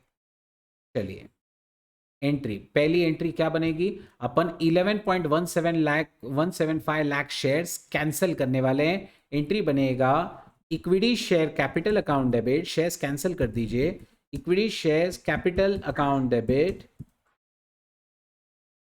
प्रीमियम पेएबल ऑन बायबैक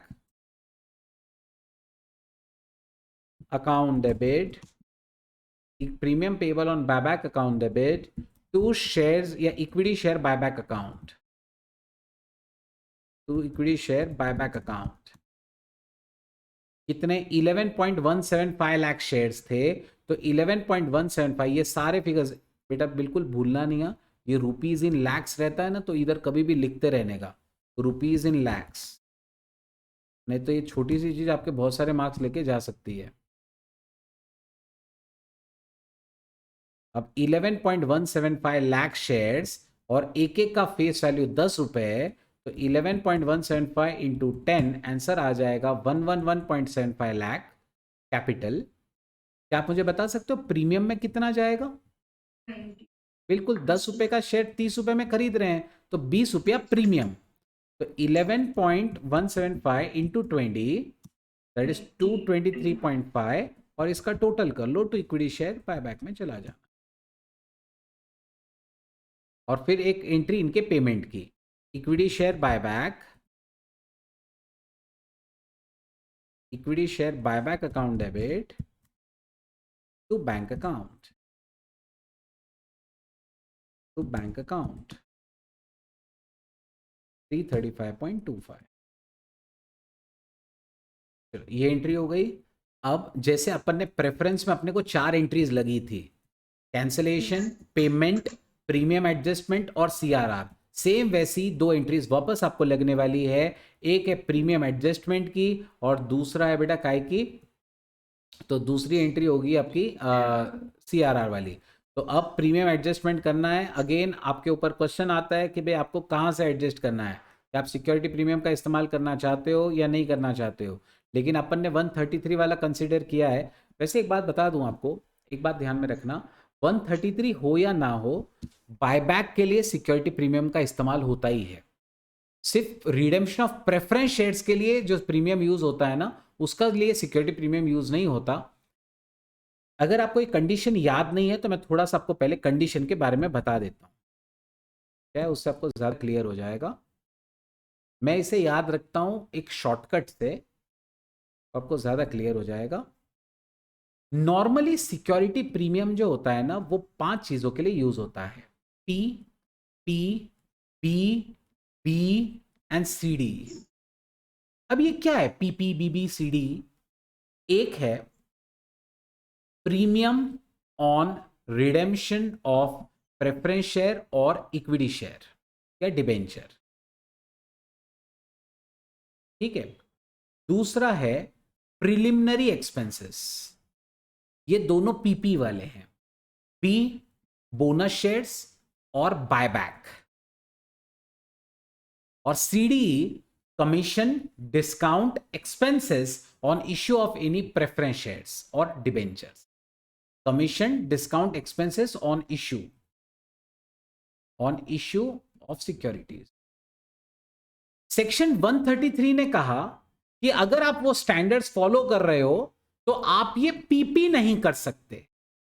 मतलब क्या, आप प्रेफरेंस शेयर के प्रीमियम को एडजस्ट नहीं कर सकते हो, प्रीलिमिनरी एक्सपेंस को एडजस्ट नहीं कर सकते हो, बोनस कर सकते हो, बायबैक कर सकते हो, कमीशन डिस्काउंट एक्सपेंसेस कर सकते हो। मतलब 133 एप्लीकेबल हो या ना हो, बायबैक के लिए सिक्योरिटी प्रीमियम का इस्तेमाल हो सकता है हमेशा। क्लियर? ठीक है। तो प्रेफरेंस के लिए अपन ने 133 का अजम्पशन किया, प्रेफरेंस के लिए अपन ने 133 का अजम्पशन किया हुआ है, इसलिए वहां नहीं लिया, लेकिन बोनस या बायबैक में तो ले ही सकते हैं, तो बायबैक के लिए अपन इसको कंसिडर कर लेते हैं। सिक्योरिटी प्रीमियम डेबिट कर देंगे, सिक्योरिटीज प्रीमियम अकाउंट डेबिट। अपने पास कितना सिक्योरिटी प्रीमियम है बेटा? अपने पास सिक्योरिटी प्रीमियम है 52 का, सिक्योरिटी प्रीमियम अकाउंट डेबिट 52। फिर अपने को तो टोटल 223.5 रिवर्स करने का है, तो बचा हुआ सब जो कहाँ जाने वाला है? जनरल रिजर्व डाल दो। पी एंड एल भी डाल सकते हो, हाँ ये बात ध्यान रखना, पी एंड एल भी डाल सकते हो। मुझे ऐसा लगता है आपको बहुत पसंद है पी एंड एल शेयर। तो आप पी एंड एल जो भी आपको इस्तेमाल कर सकते हो, नॉट अ प्रॉब्लम। मैं आपको एक चीज और बताना चाहता हूँ यहाँ पे कि हम है ना जनरल रिजर्व का इस्तेमाल क्यों कर रहे हैं और पी एंड एल को मैं क्यों बार बार अवॉइड कर रहा हूँ। जनरल रिजर्व से डिविडेंड बांटने में थोड़ी दिक्कत होती है, प्रॉफिट एंड लॉस अकाउंट से डिविडेंड फ्रीली बांट सकते हो। तो क्या हो जाता है ना, अगर ऐसा है तो फिर हम लोग कोशिश करते हैं कि पहले जनरल रिजर्व को यूज करें और फिर पी एंड एल को यूज करें, लाइक दैट। तो security premium, general reserve account debit, okay, general reserve account debit कितना? 223.5 माइनस 52, 171.5। और ये हो गया ये, और अब एक सीआरआर वाला करना पड़ेगा फिर से अपने को अब इक्विटी शेयर के लिए। तो जनरल रिजर्व टू सीआरआर कितना, अमाउंट कितना?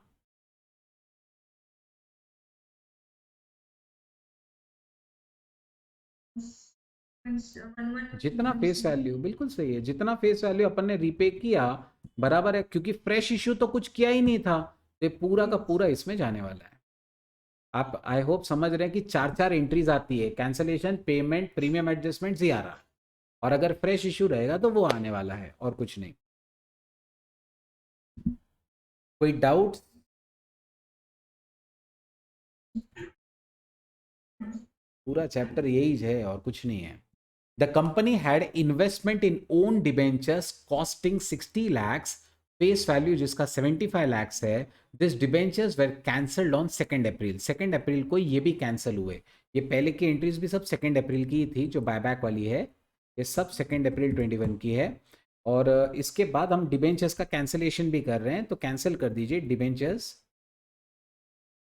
ये अपने ही इन्वेस्टमेंट में खड़ा था, आप देख सकते हैं ये अपने ही इन्वेस्टमेंट में खड़ा था। The company had investment in own debentures, अपना ही डिबेंचर अपने ही इन्वेस्टमेंट में खड़ा है, ठीक है। सो 7% डिबेंचर्स अकाउंट डेबिट, इसे कैंसिल कर रहा हूं मैं। 7% डिबेंचर्स जिसका कॉस्ट है 60 लेकिन फेस वैल्यू है 75 लाख, तो इसका फेस वैल्यू से डेबिट करो to investment in own debentures. Investment भी कैंसिल हो गया सामने, और अपने को प्रॉफिट कितना होगा?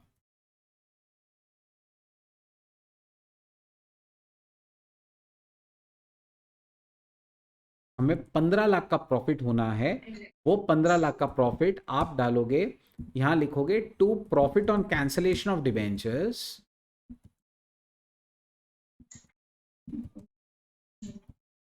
और ब्रैकेट में लिखना कैपिटल रिजर्व। ये कहां जाता है? कैपिटल रिजर्व, ये पी एंड एल नहीं जाता।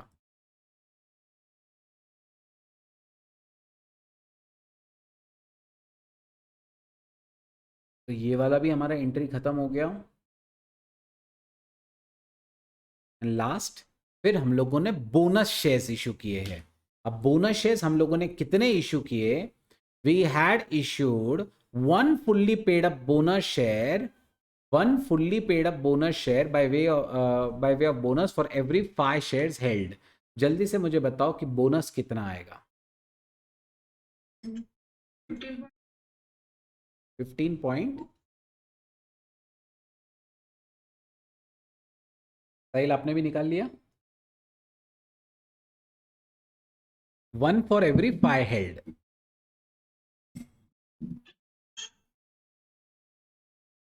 ये साहिल, साहिल आपका आया आंसर?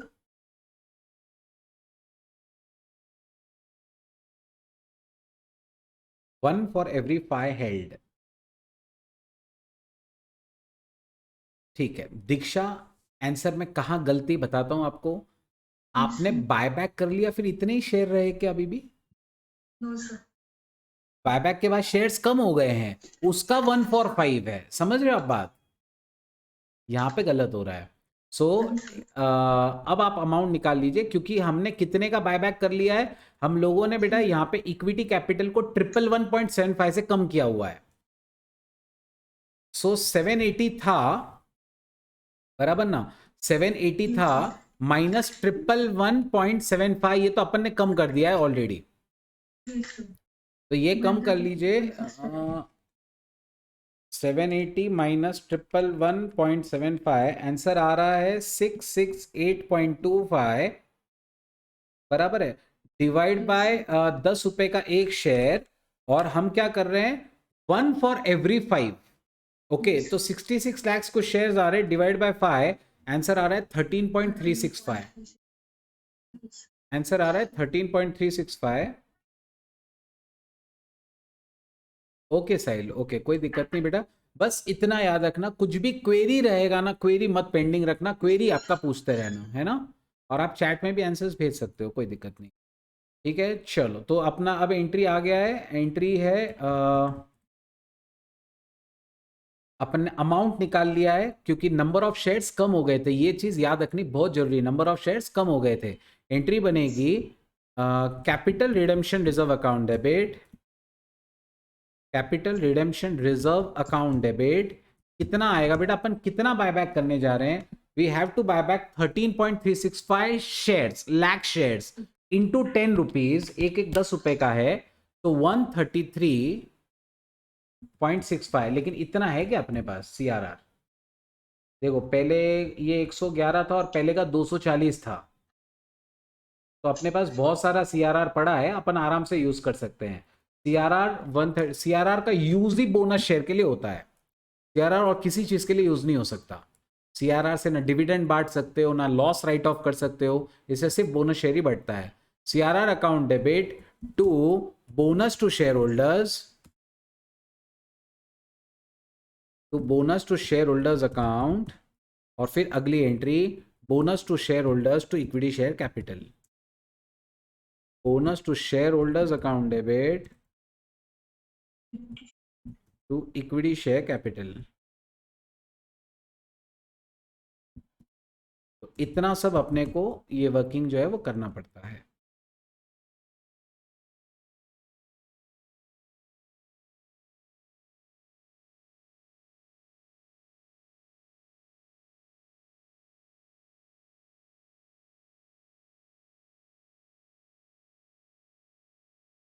तो दिस वाज वन क्वेश्चन। एक बार अभी आप इसका सॉल्यूशन चेक कर लीजिए, क्या हमारा सब कुछ मैच हुआ है या नहीं, पूरे 12 मार्क अपने को मिलेंगे या नहीं। पहली एंट्री ये देखिए, 19.5 लाख शेयर्स, 11.175, 29.725, अपना भी यही आया था, 19.5, 11.175 और 29.725, इसमें से लोवेस्ट 11.175, अपन ने भी बिल्कुल यही किया।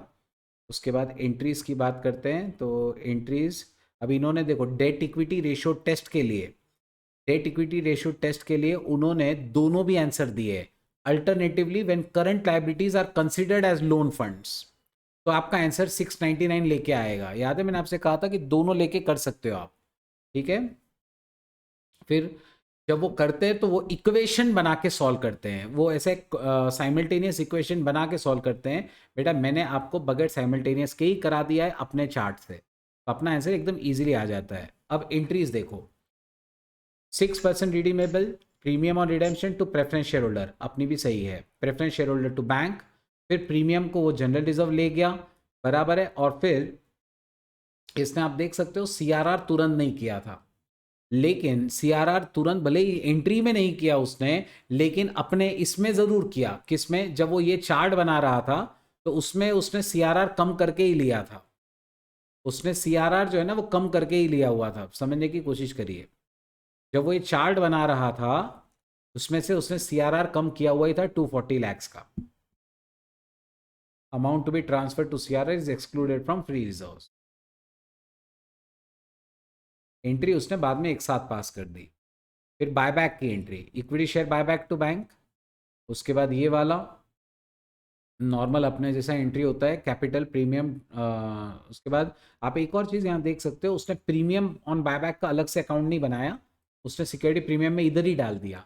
अपन ने इसके लिए अलग अकाउंट बना के इसकी एक अलग एंट्री की थी, general reserve to CRR 7% on profit on cancellation, वो वाली entry, CRR to bonus share और बोनस शेयर टू, ये अपना अमाउंट मैच हुआ है कि 133.65। Everyone clear? The solution is clear? Yes. ठीक है, ये December 21 एग्जाम का था, 5 मार्क के लिए, सॉरी 5 मार्क बोल रहा हूँ, ये आपको 10 मार्क या कितना 12 मार्क के लिए आया था।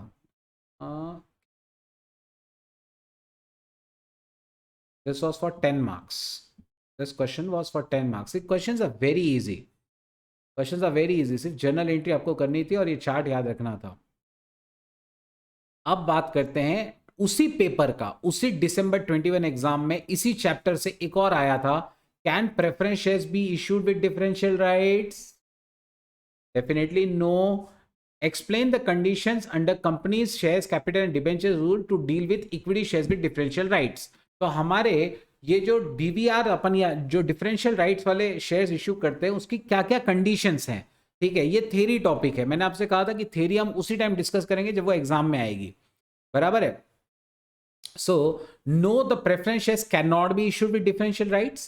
It is only the equity shares which are issued.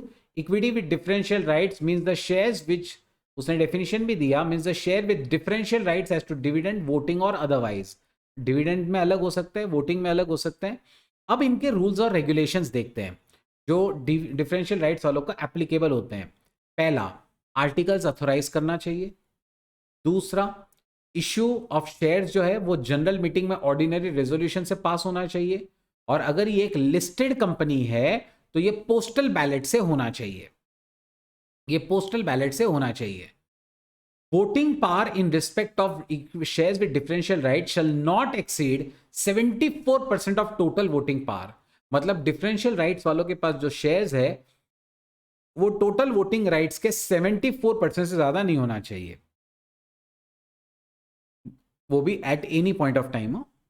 The company has not defaulted in filing financial statements, annual returns for 3 financial years immediately preceding the financial year in which it has decided to issue shares. मतलब अगर आपको ये shares issue करने differential, articles का authority, ordinary resolution, listed है तो postal ballot से पास करना होगा, वोटिंग पावर 74% से ज़्यादा नहीं हो सकती है, डिफॉल्ट आपका नहीं होना चाहिए पिछले 3 सालों में एनुअल रिटर्न्स में और फाइनेंशियल स्टेटमेंट्स में। कंपनी का ऑलरेडी कोई डिफॉल्ट नहीं होना चाहिए। अगर मान लो आपने डिविडेंड डिक्लेयर किया तो उसका पेमेंट में डिफॉल्ट नहीं होना चाहिए। डिबेंचर्स हो गए, डिपॉजिट्स हो गए, प्रेफरेंस शेयर्स हो गए, बराबर है, इनका जो रिडेम्पशन ड्यू था अगर आपने अभी तक डिफॉल्ट किया हुआ है तो आप उसको पे नहीं कर सकते। तो आप ये क्या बोलते हैं, ऐसा डिफरेंशियल राइट वाला इश्यू नहीं कर सकते। आपने कोई लोन ले रखा है पब्लिक फाइनेंशियल इंस्टीट्यूशन से, बैंक से, तो उसमें भी आपका डिफॉल्ट नहीं होना चाहिए। अगर मान लीजिए इसमें कहीं पे भी डिफॉल्ट हुआ रहा तो आप अगले 5 साल तक ऐसे कोई शेयर्स इशू नहीं कर पाओगे, ठीक है ना। अगले 5 साल तक आप ऐसे शेयर्स इशू नहीं कर सकते जब तक आपने डिफॉल्ट गुड कर दिया। एक एग्जांपल के तौर पे मान लीजिए आपने स्टेट बैंक से लोन लिया, डिफॉल्ट कर दिया, ठीक है, आपने डिफॉल्ट कर दिया। अब 6 महीने बाद, 2 साल बाद आपने चलो पैसे भर दिए। जब आप पैसा भरोगे, जब आपकी डिफॉल्ट क्लियर हो जाएगी, पैसा भरने के 5 साल बाद तक आप ये डिफरेंशियल राइट्स वाले शेयर इश्यू नहीं कर सकते। समझ रहे हो? मतलब ऐसा नहीं कि आपने पुराना पैसा भर दिया तो आप फ्री हो गए, आप पुराना पैसा भरोगे उसके 5 साल बाद तक आप डिफरेंशियल राइट वाले शेयर इश्यू नहीं कर सकते। क्लियर है बेटा पूरी टर्म्स कंडीशंस?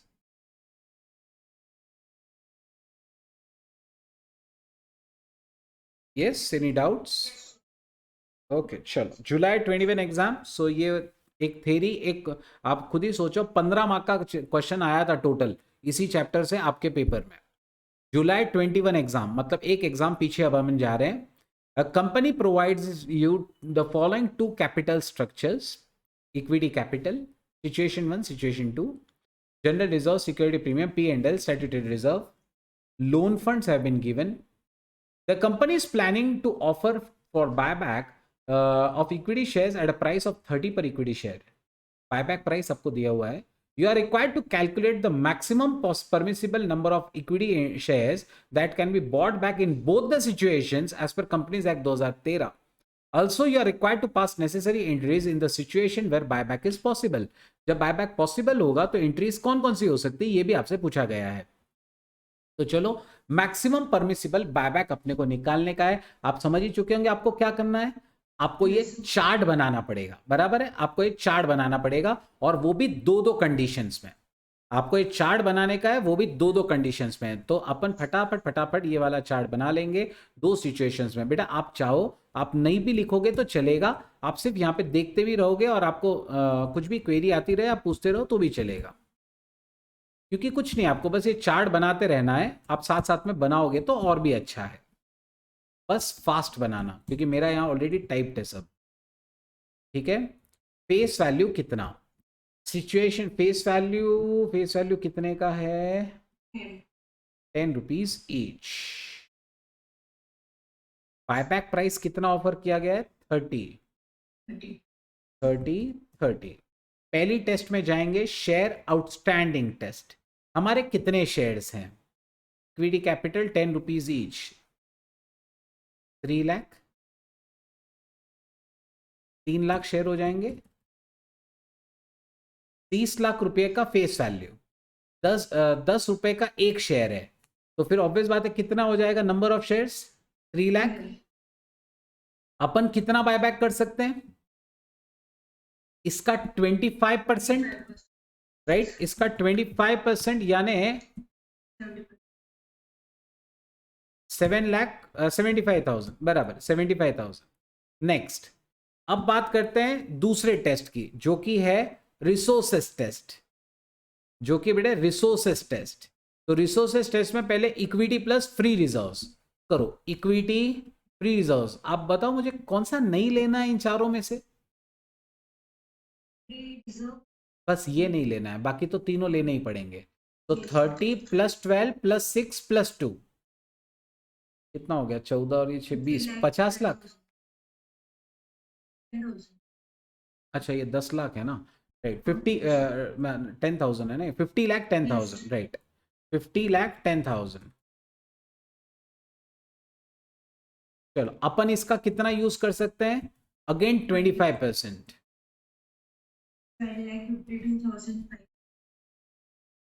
इतना हम लोग यूज कर सकते हैं. That is 12,52,500. और अपना बायबैक प्राइस कितना है, 30 रुपए. अपन एक एक शेयर 30 रुपए में खरीदेंगे और अपन इतना पैसा यूज कर सकते हैं. तो दिस डिवाइड बाय 30, 41,750, बराबर है.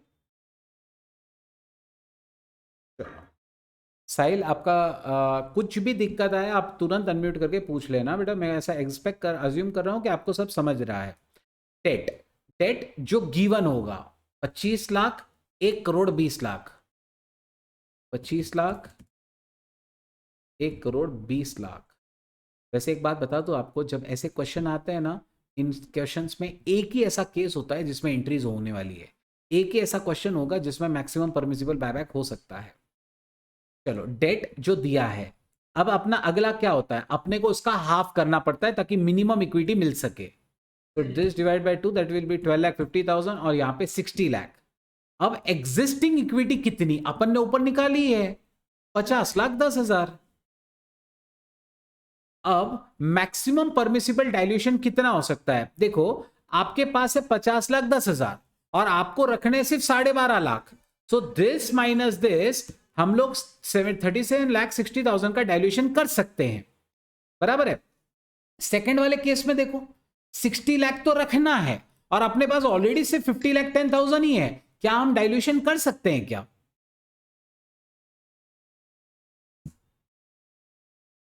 We cannot go for dilution, right. अपने पास ऑलरेडी 50,10,000 ही है और अपने को चाहिए minimum 60 lakh. So we can not go for dilution. हम डाइल्यूशन नहीं कर सकते. समझा नहीं समझा ये वाला पार्ट, पक्का समझा ना? तुम्हारा आवाज का टोन थोड़ा कम हो गया, तो मुझे लग रहा है कॉन्फिडेंस नहीं आ रहा है अभी तक। ओके, सो हम लोगों ने क्या किया, डेट लिखा, डेट लिखने के बाद में उसका हाफ कर लिया, और फिर एग्जिस्टिंग इक्विटी और फ्री रिजर्व्स लिखा उसके सामने। अब देखो पहले वाले केस में 12.5 लाख अपने को मिनिमम चाहिए, और अपने पास 50,10,000 अपने पास बहुत ज्यादा है, तो अपन ने इसका डिफरेंस ले लिया, उतना अपन डायल्यूशन कर सकते हैं।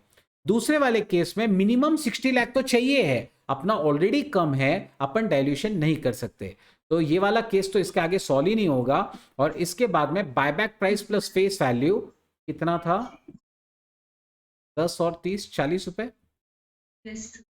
Buyback price plus face value that will be 40 rupees. Just simply divide this divide by this, so answer आ जाएगा 94,000। ठीक है, और इस केस में तो बिल्कुल जीरो आ जाएगा क्योंकि अपन डाइल्यूशन कर ही नहीं पा रहे हैं। ठीक है, सो इसका आंसर इसका जीरो है। और अब अपन इसका तीनों का लोएस्ट जो आया था 75,000, 41,750 और 94,000, ऑब्वियस बात है 41,750 is the lowest. That's the answer. तो ये है हमारा मैक्सिमम परमिसिबल बायबैक। और अब अपन इसकी एंट्रीज करते हैं। एंट्रीज क्या होंगी भाई, 41,750 शेयर्स अपने को खरीदने का है, 10 रुपए का एक शेयर है, 30 रुपए पे अपन खरीद रहे हैं। तो अपन पहली एंट्री क्या करेंगे बेटा, अपन पहली एंट्री करेंगे, पहली एंट्री क्या करोगे, ऑब्वियस बात है इक्विटी शेयर बायबैक वाली एंट्रीज होंगी ये सब। yes. है ना, मैं ये वाला थोड़ा सा यहाँ पे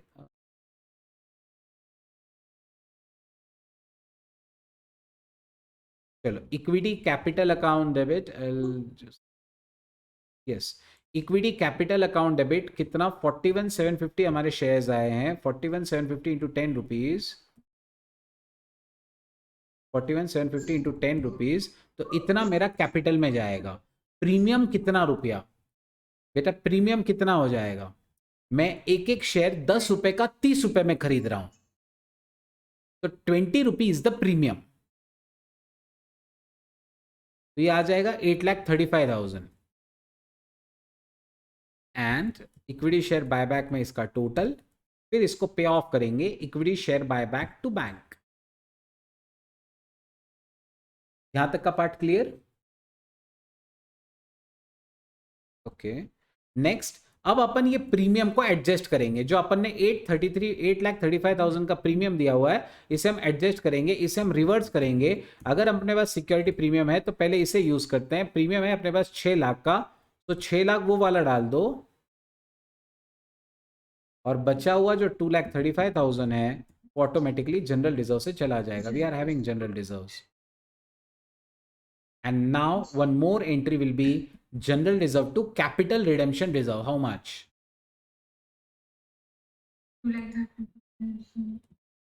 जनरल रिजर्व से सीआरआर कितना जाएगा, जितना आप खरीदे उसका फेस वैल्यू, याद करो फेस वैल्यू, 4,17,500। सो इतना उसका जाता है बेटा सीआरआर। क्लियर? तो ये 4 एंट्रीज ही आनी है, इसके अलावा और कोई एंट्रीज नहीं होंगी। See the solution. पहला वाला सारा टेस्ट लगाया उसने, 41,750 आया, yes. Equity share buyback to bank, और फिर ये कैपिटल और प्रीमियम और ये सब अपनी भी एंट्रीज बिल्कुल मैच कर रही है। फिर प्रीमियम का एडजस्टमेंट और CRR, security premium general reserve to premium on buyback, और फिर उसको सीआरआर में कर दिया। So that is again a very simple question, right? कैसा लग रहा है overall topic? Yes, overall topic is tough और इज इजी? चलो, अब बात करते हैं ये वाले क्वेश्चंस की। ये वाले क्वेश्चंस भी एग्जाम में बहुत आते हैं, ठीक है ना, ये प्रोपोर्शन वाले, इसमें बहुत मजा आएगा आपको, और ये एकदम स्कोरिंग होते हैं। ये अगर आपको एग्जाम में आ गए ना, आपको आउट ऑफ ही मिलने वाला है इसमें। लेट्स सी, आपको दिया हुआ है explain the meaning of equity shares with differential rights. हम जानते हैं equity shares with differential rights क्या होते हैं, बेसिकली ऐसे शेयर्स जिनके पास डिफरेंशियल राइट्स होते हैं with respect to voting, dividend और अदरवाइज। ठीक है। Can preference shares be issued with differential right? No, preference shares can not be issued with differential right. ठीक है, तो पहले दो का आंसर तो हमारा आ गया। इन जुगनू limited ABCD hold equity share capital in proportion 30:30:30:10. MNOP hold preference share capital in the ratio 40:20:30:10. You are required to calculate their voting rights in case the resolution of winding up of the company, मतलब winding up के resolution के समय आपके voting rights कैसे होंगे ये आपको calculate करना है। बेटा वाइंडिंग अप के रेजोल्यूशन के टाइम पे वोटिंग कौन करेगा? इक्विटी वाले, प्रेफरेंस वाले की दोनों? वाइंडिंग अप का जो रेजोल्यूशन होगा वो रेजोल्यूशन पे वोटिंग कौन करेगा? सिर्फ इक्विटी वाला, प्रेफरेंस वाला या दोनों? दोनों करने वाले हैं, बराबर है। दोनों को वोट करना पड़ता है क्योंकि ये रेजोल्यूशन दोनों के राइट्स को अफेक्ट करेगा, तो दोनों को वोटिंग करना है। आपको बोला हुआ है पेड अप इक्विटी कैपिटल है 100 लाख का और प्रेफरेंस कैपिटल है 50 लाख का। इक्विटी कैपिटल है 100 लाख का और प्रेफरेंस कैपिटल कितना है बेटा? 50 लाख का। आपको इन क्वेश्चंस को कैसे सॉल्व करना है मैं आपको समझाता हूं। देखिए आपको क्वेश्चन में क्या चीजें दी हुई है। आपको बोला गया कि इक्विटी कैपिटल है 100 लाख, प्रेफरेंस कैपिटल है 50 लाख और इक्विटी कैपिटल चार लोगों के पास में 30-30-30-10 के रेशियो में, प्रेफरेंस कैपिटल चार लोगों के पास में 40-20-30-10 के रेशियो में। आपको निकालना है कि जब ये वाइंडिंग अप रेजोल्यूशंस पास कर रहे होंगे तो किसके पास कितना रिलेटिव पोजीशन, कितना रिलेटिव वोटिंग राइट्स होगा, कितने परसेंट वोटिंग राइट्स होगा।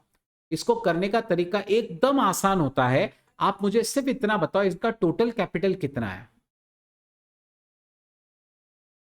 Total capital will be how much? 150 lakhs, बराबर है। 100 प्लस 150, 150 lakhs। उसमें से इक्विटी का प्रपोर्शन कितना है? 100 lakhs। 100 out of 150 basically 2/3। आपको नहीं लगता 100 lakhs है उसके पास आउट ऑफ 150? इक्विटी 100 है आउट ऑफ टोटल ऑफ 150, यानी 2/3 इक्विटी है। टोटल कैपिटल में से 2/3 इक्विटी है और टोटल कैपिटल में से प्रेफरेंस कितना है? टोटल कैपिटल में से प्रेफरेंस जो है 50/150 यानी 1/3 है, बराबर है। इक्विटी का राइट जो है वो है 2/3 और प्रेफरेंस का राइट जो है 1/3।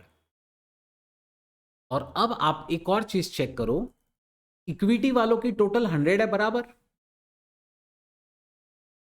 प्रेफरेंस वालों की टोटल भी 100 है, मतलब उन्होंने 100% में दिया हुआ है कि 100% में से इसके पास 30% है, 30% है, 30% है, 10% है। Preference capital 40%, 20%, 30%, 10%। अब आपका रिलेटिव कैसे निकलेगा? बहुत ही बेटा आसान है ये।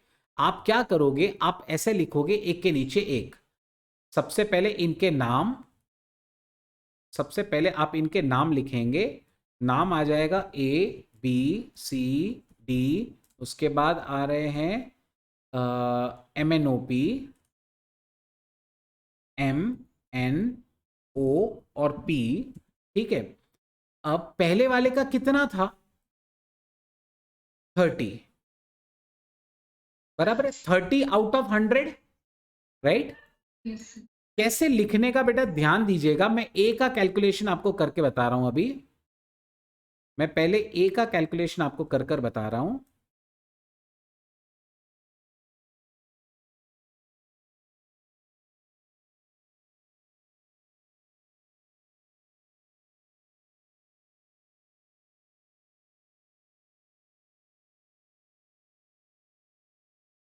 एवरीवन, ए के पास कितना है? ए के पास में है 30 आउट ऑफ 100, बराबर है ना। ए के पास है 30 आउट ऑफ 100 और उसके पास है ये इक्विटी। अपने को पता है equity is the 2/3 of total capital, so into 2/3 करो, आंसर आ जाएगा 20/100, बेसिकली 20%। आंसर कितना आ जाएगा? 20%। ये ए का वोटिंग राइट होने वाला है पूरे कैपिटल का। समझ रहे हो क्या करना है? वैसे बी का कितना है? बी का 30 है out of 100, so 30 upon 100 multiply by equity का उसके पास है, सो इंटू 2/3 करिए, इसका वापस से 20% आएगा। वैसे ही सी का भी 30 अपॉन 100 इंटू 2/3, इसका आंसर आ जाएगा इसका भी 20%। डी के पास है 10 खाली इंटू 2/3, इसका आंसर कितना आ जाएगा चेक करो जरा। 20/3 6.667%। ओके, वैसे ही अब आपको प्रेफरेंस वालों का भी निकालना है। एम के पास कितना है? 40 है आउट ऑफ 100 और एम का 1/3 है, प्रेफरेंस कैपिटल है उसके पास। सो ऐसा करने का 40 अपॉन 100 मल्टीप्लाई बाय 1/3, सो ये हो जाएगा आई गेस 13.33%। सिमिलरली अगले वाले का है 20/100 into 1/3, so that will be I guess 6.667% again. Next का है 30%, तो 30 अपॉन 100 इंटू 1/3, ये बराबर 10% आ जाएगा। और लास्ट वाले का है 10 upon 100 into 1/3, so that will B 3.333%। और इन सब का टोटल 100% होना ही चाहिए।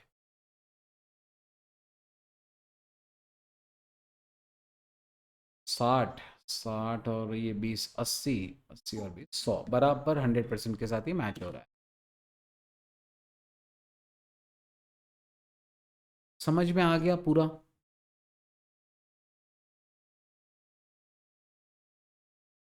यस, समझ में आ गया बेटा पूरा? ओके।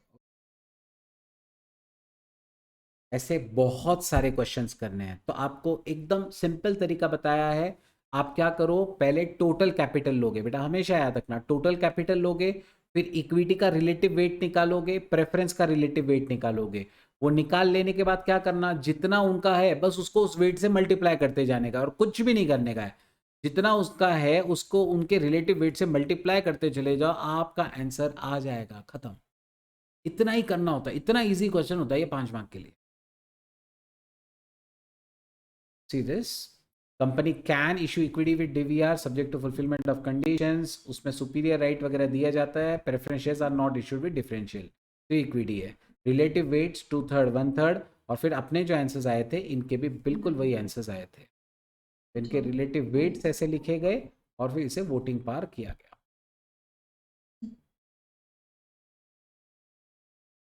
ये सब जुलाई 21 एग्जाम के थे। अब चलते हैं अगले सवाल की तरफ, जो कि जैन 21 का है, ये भी 5 मार्क के लिए है। क्वेश्चन पढ़ो, आपको समझ जाएगा।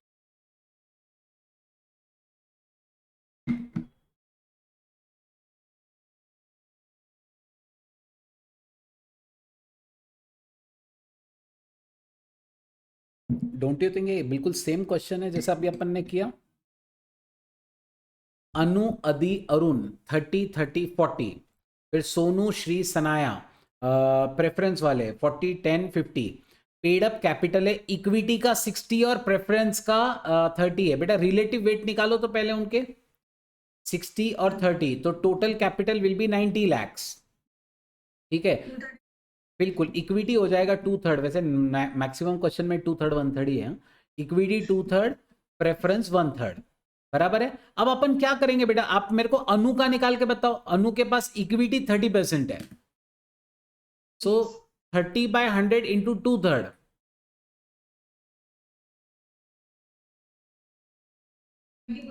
Exactly 30/100 into 30%। तो इस तरीके से मतलब 30/100 इंटू 2/3 करोगे तो अनु का मिल जाएगा, दैट विल बी 20%। वैसे ही दूसरे वाले का भी 20%। तीसरे वाले का आप निकाल लो, 40/100 इंटू 2/3, आई गेस 26.66 होना चाहिए शायद, या 23.33 है, कितना है? ओके, तो 26.6 है। वैसे ही इसका निकालो तो ये सोनू का इंटू 1/3, अब वो प्रेफरेंस वाला है। 13.33%। तो इस तरीके से हम लोग आराम से कर सकते हैं। ये देखो,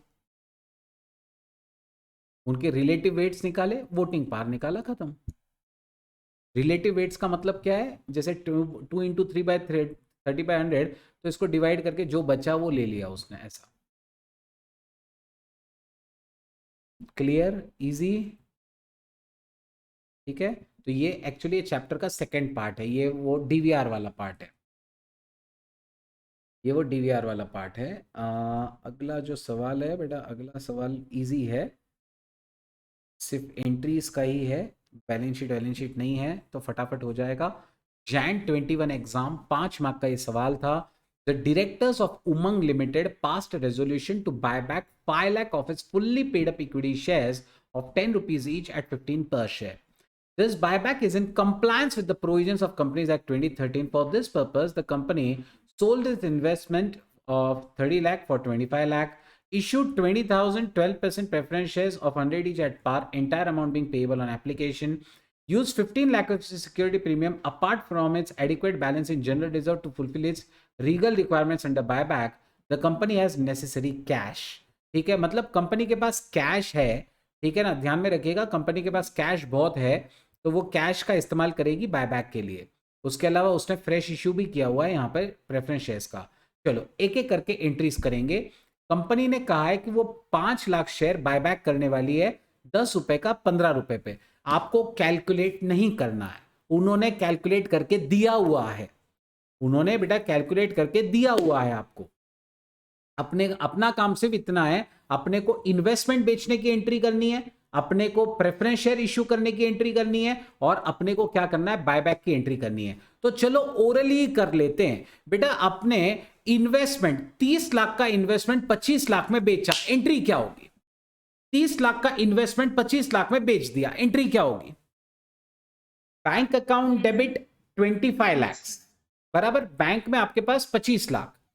फिर P&L अकाउंट डेबिट 5 लाख, बिल्कुल आपको लॉस हुआ है, P&L account debit 5 lakh to investment 30। तो ये हमारा पहला एंट्री है, ये हमारा बेटा पहला एंट्री है, बराबर है।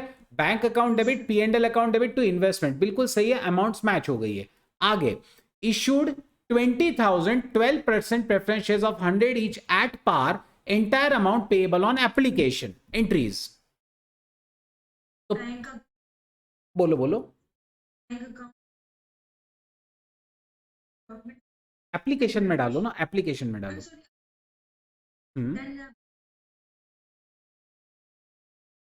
Perfect. Bank account debit to preference share application, कितना अमाउंट आएगा? 20,000 इंटू 100 रुपए, वो भी पार पे है। So bank account debit 20 lakhs to preference share application 20 lakhs, और उसके बाद preference share application to preference share capital, बराबर है 20 लैक्स। बेटा ये सब लिखने की जरूरत है क्या? नहीं ना, मुझे भी यही लगा कि इसको लिखने की जरूरत नहीं है, तो एकदम बेसिक एंट्रीज है, बराबर है। तो इन्होंने, अच्छा इन्होंने ये देखो पूरा कैपिटल में तुरंत डाल दिया है, उन्होंने एप्लीकेशन वाला एंट्री अलग से नहीं किया, ठीक है, अपन ने किया है, अपना एंट्री बिल्कुल सही है बेटा, याद रखना अपना एंट्री बिल्कुल सही है। चलो इसके बाद used 15 lakh of securities premium apart from adequate balance in general reserve to fulfil the legal requirements for buyback. मतलब अपन ने रेजोल्यूशन पास किया बेटा 5 लाख शेयर के लिए, बराबर, रेजोल्यूशन पास किया था 5 लाख शेयर बायबैक करने के लिए। तो मैं एक काम करता हूं, मेरे पास एंट्रीज तो है यहाँ पे, बस अमाउंट्स मेरे को चेंज करनी है, ठीक है। चलो सबसे पहले इक्विटी शेयर कैपिटल कितना आएगा? 5 लाख शेयर आप बायबैक कर रहे हैं, 10 रुपीज का है, 15 रुपए पे करने जा रहे हो, तो इक्विटी शेयर कैपिटल में कितना जाएगा? 50 लाख कैपिटल में जाएगा। प्रीमियम में कितना जाएगा? प्रीमियम में जाने वाला है 5 रुपया, बिल्कुल सही, 5 रुपया इंटू 5 लाख यानी 25 लाख रुपया तो प्रीमियम में जाएगा। प्रीमियम पेएबल ऑन बायबैक, और 75 लाख पेएबल, फिर 75 लाख अपन पे कर देंगे। Equity share buyback to bank 75 lakh, बराबर है, एकदम सिंपल ये एंट्री है। अब प्रीमियम उड़ा देते हैं, प्रीमियम 25 लाख रुपए का था, प्रीमियम में उसने कहा है used 15 lakh of it's premium, security premium and बाकी का जनरल रिजर्व से, उसने खुद नहीं कह दिया है, बोलो। सो सिक्योरिटी प्रीमियम अकाउंट कितने से डेबिट करूं मैं? 15 लाख। उसने ही कहा था कि 15 लाख तो प्रीमियम है अपने पास, बराबर है। जनरल रिजर्व कितने से डेबिट हो जाएगा? बचा हुआ 10 लाख। जनरल रिजर्व आ जाएगा बेटा बचे हुए 10 लाख से, और उसके बाद 25 लाख रुपया टोटल ये प्रीमियम राइट ऑफ हो जाएगा। समझ में आ रहा है? And last entry general reserve to CRR, ये कितने से आएगी?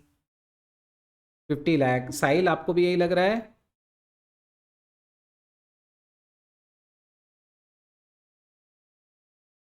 क्या 50 लाख आएगा?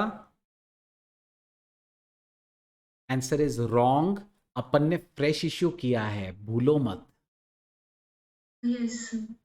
अपन ने फ्रेश इश्यू किया है, याद है? अगर अपन P&L या सिक्योरिटी प्रीमियम से पूरा बायबैक करते हैं तो अपने को पूरा जान डालना पड़ता है, लेकिन अपन ने फ्रेश इश्यू किया था 20,000 का 100 रुपए पे, यानी अपन ने प्रेफरेंस शेयर्स इश्यू किए हुए हैं। फ्रेश इश्यू है 20 लाख का, 50 लाख में से 20 लाख गए, सिर्फ 30 लाख ही सीआरआर डालना है।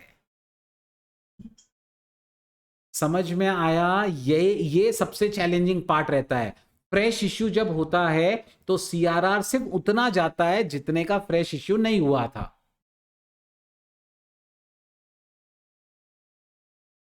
क्लियर?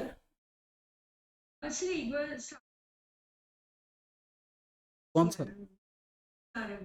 मतलब क्या रिपीट करूं एग्जैक्टली कि कैसे निकाला 30 लैक्स? ओके, देखो कैसे किया।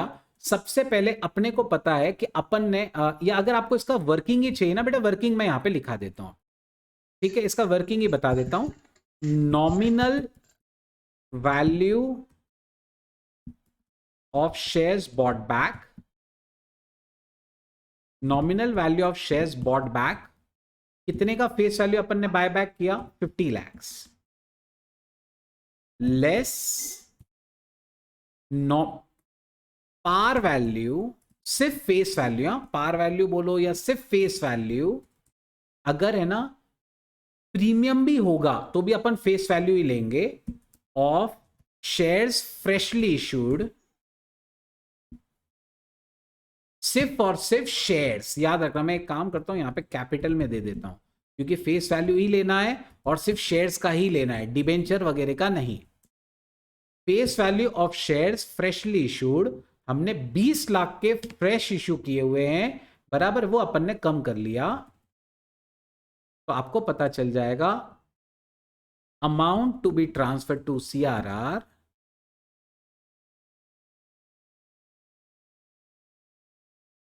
सी, that will be 30 lakhs। Clear पूरा?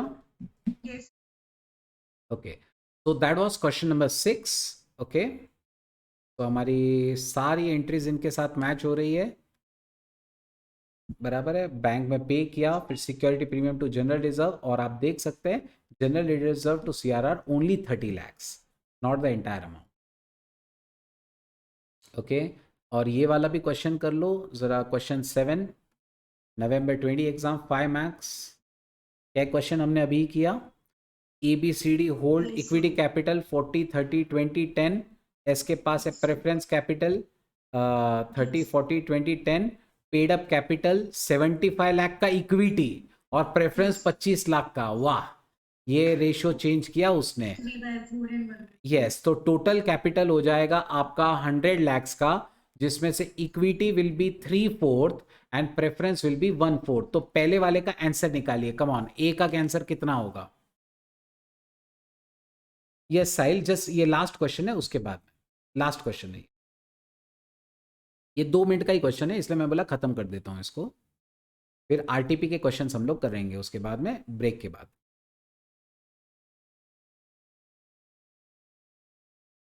चलो ए का निकाल लेते हैं। ए का है 40/100, 40/100 इंटू 3/4, सो ये हो जाएगा 30%। ये हो जाएगा पहले वाले का 30%।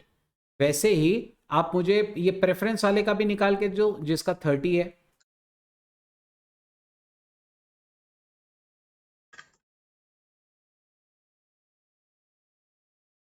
तो ये हो जाएगा 30/100 multiply by 1/4, so that is 7.5%। बिल्कुल सही है, दैट इज 7.5%। ऐसे अपन आराम से वर्किंग कर सकते हैं, पहले वाले का 30, दूसरे वाले का 7.5 जो अपन ने निकाला पी का। क्लियर? ये एक एक सबके कैलकुलेट करते बैठने की जरूरत नहीं है ना, ये आप कर लोगे, राइट? ठीक है, ठीक है। अगर आपको कुछ भी लगे आप बिंदास पूछ सकते हैं।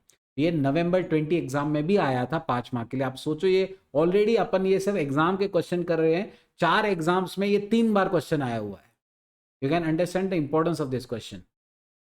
ओके, अब हमारे यहाँ पे पास्ट एग्जाम के क्वेश्चंस कंप्लीट हो गए हैं। अब यहाँ पे हम लोग एक ब्रेक ले लेते हैं। ओके।